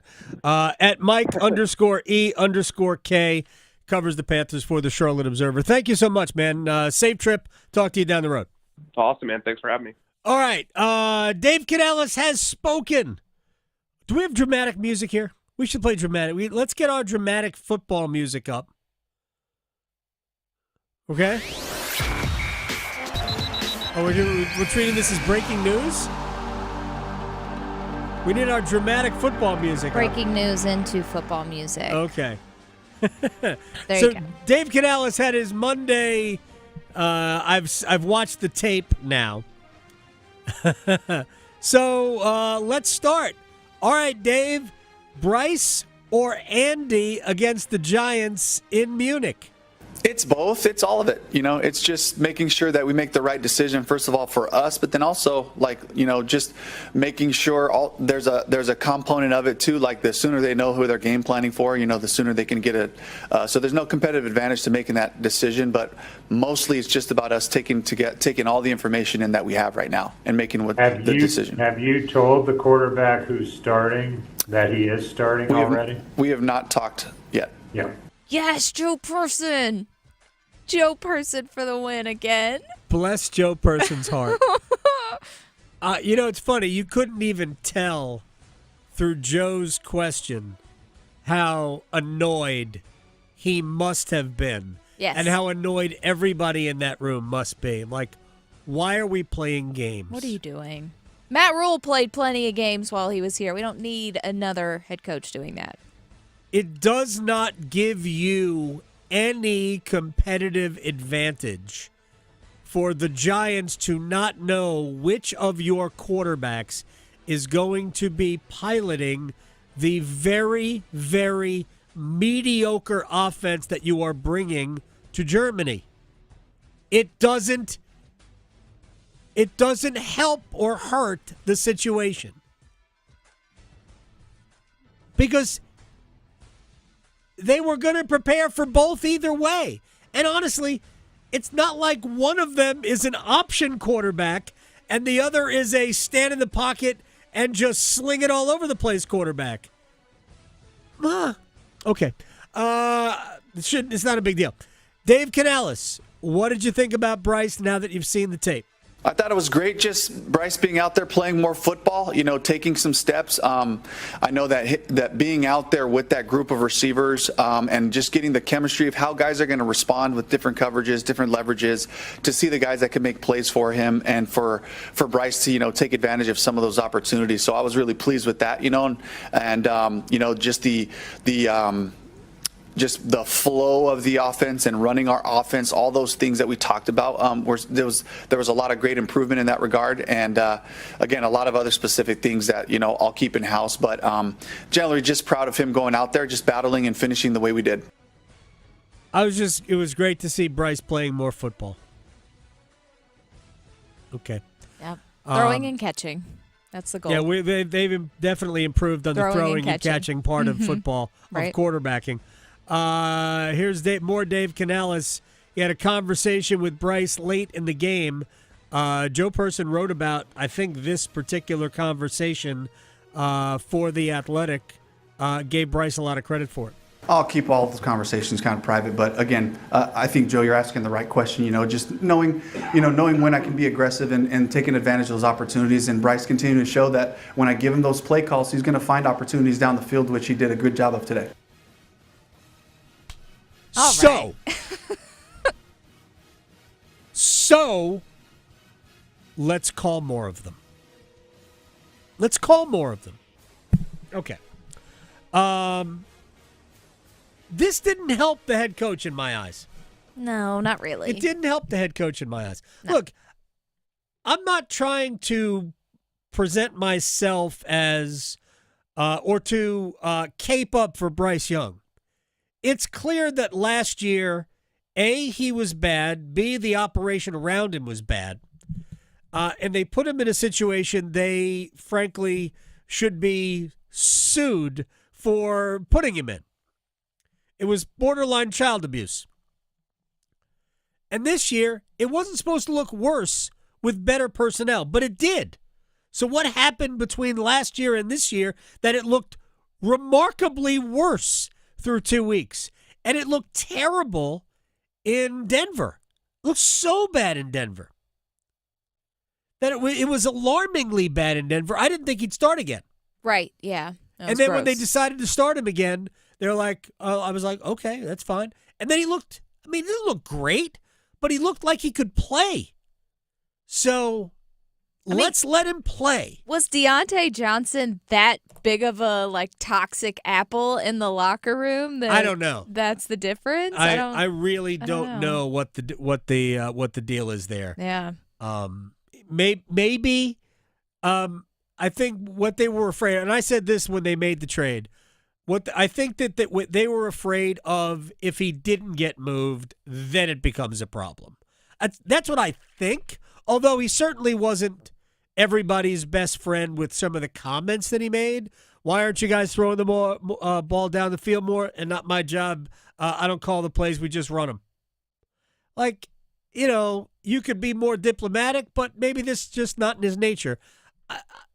Vashti Hurt's coming on tomorrow, and I saw her tweet about it. She didn't think that Deontay Johnson was a problem in the locker room, but I think maybe it was more about wondering what happens if he doesn't get moved on, because they weren't going to re-sign him.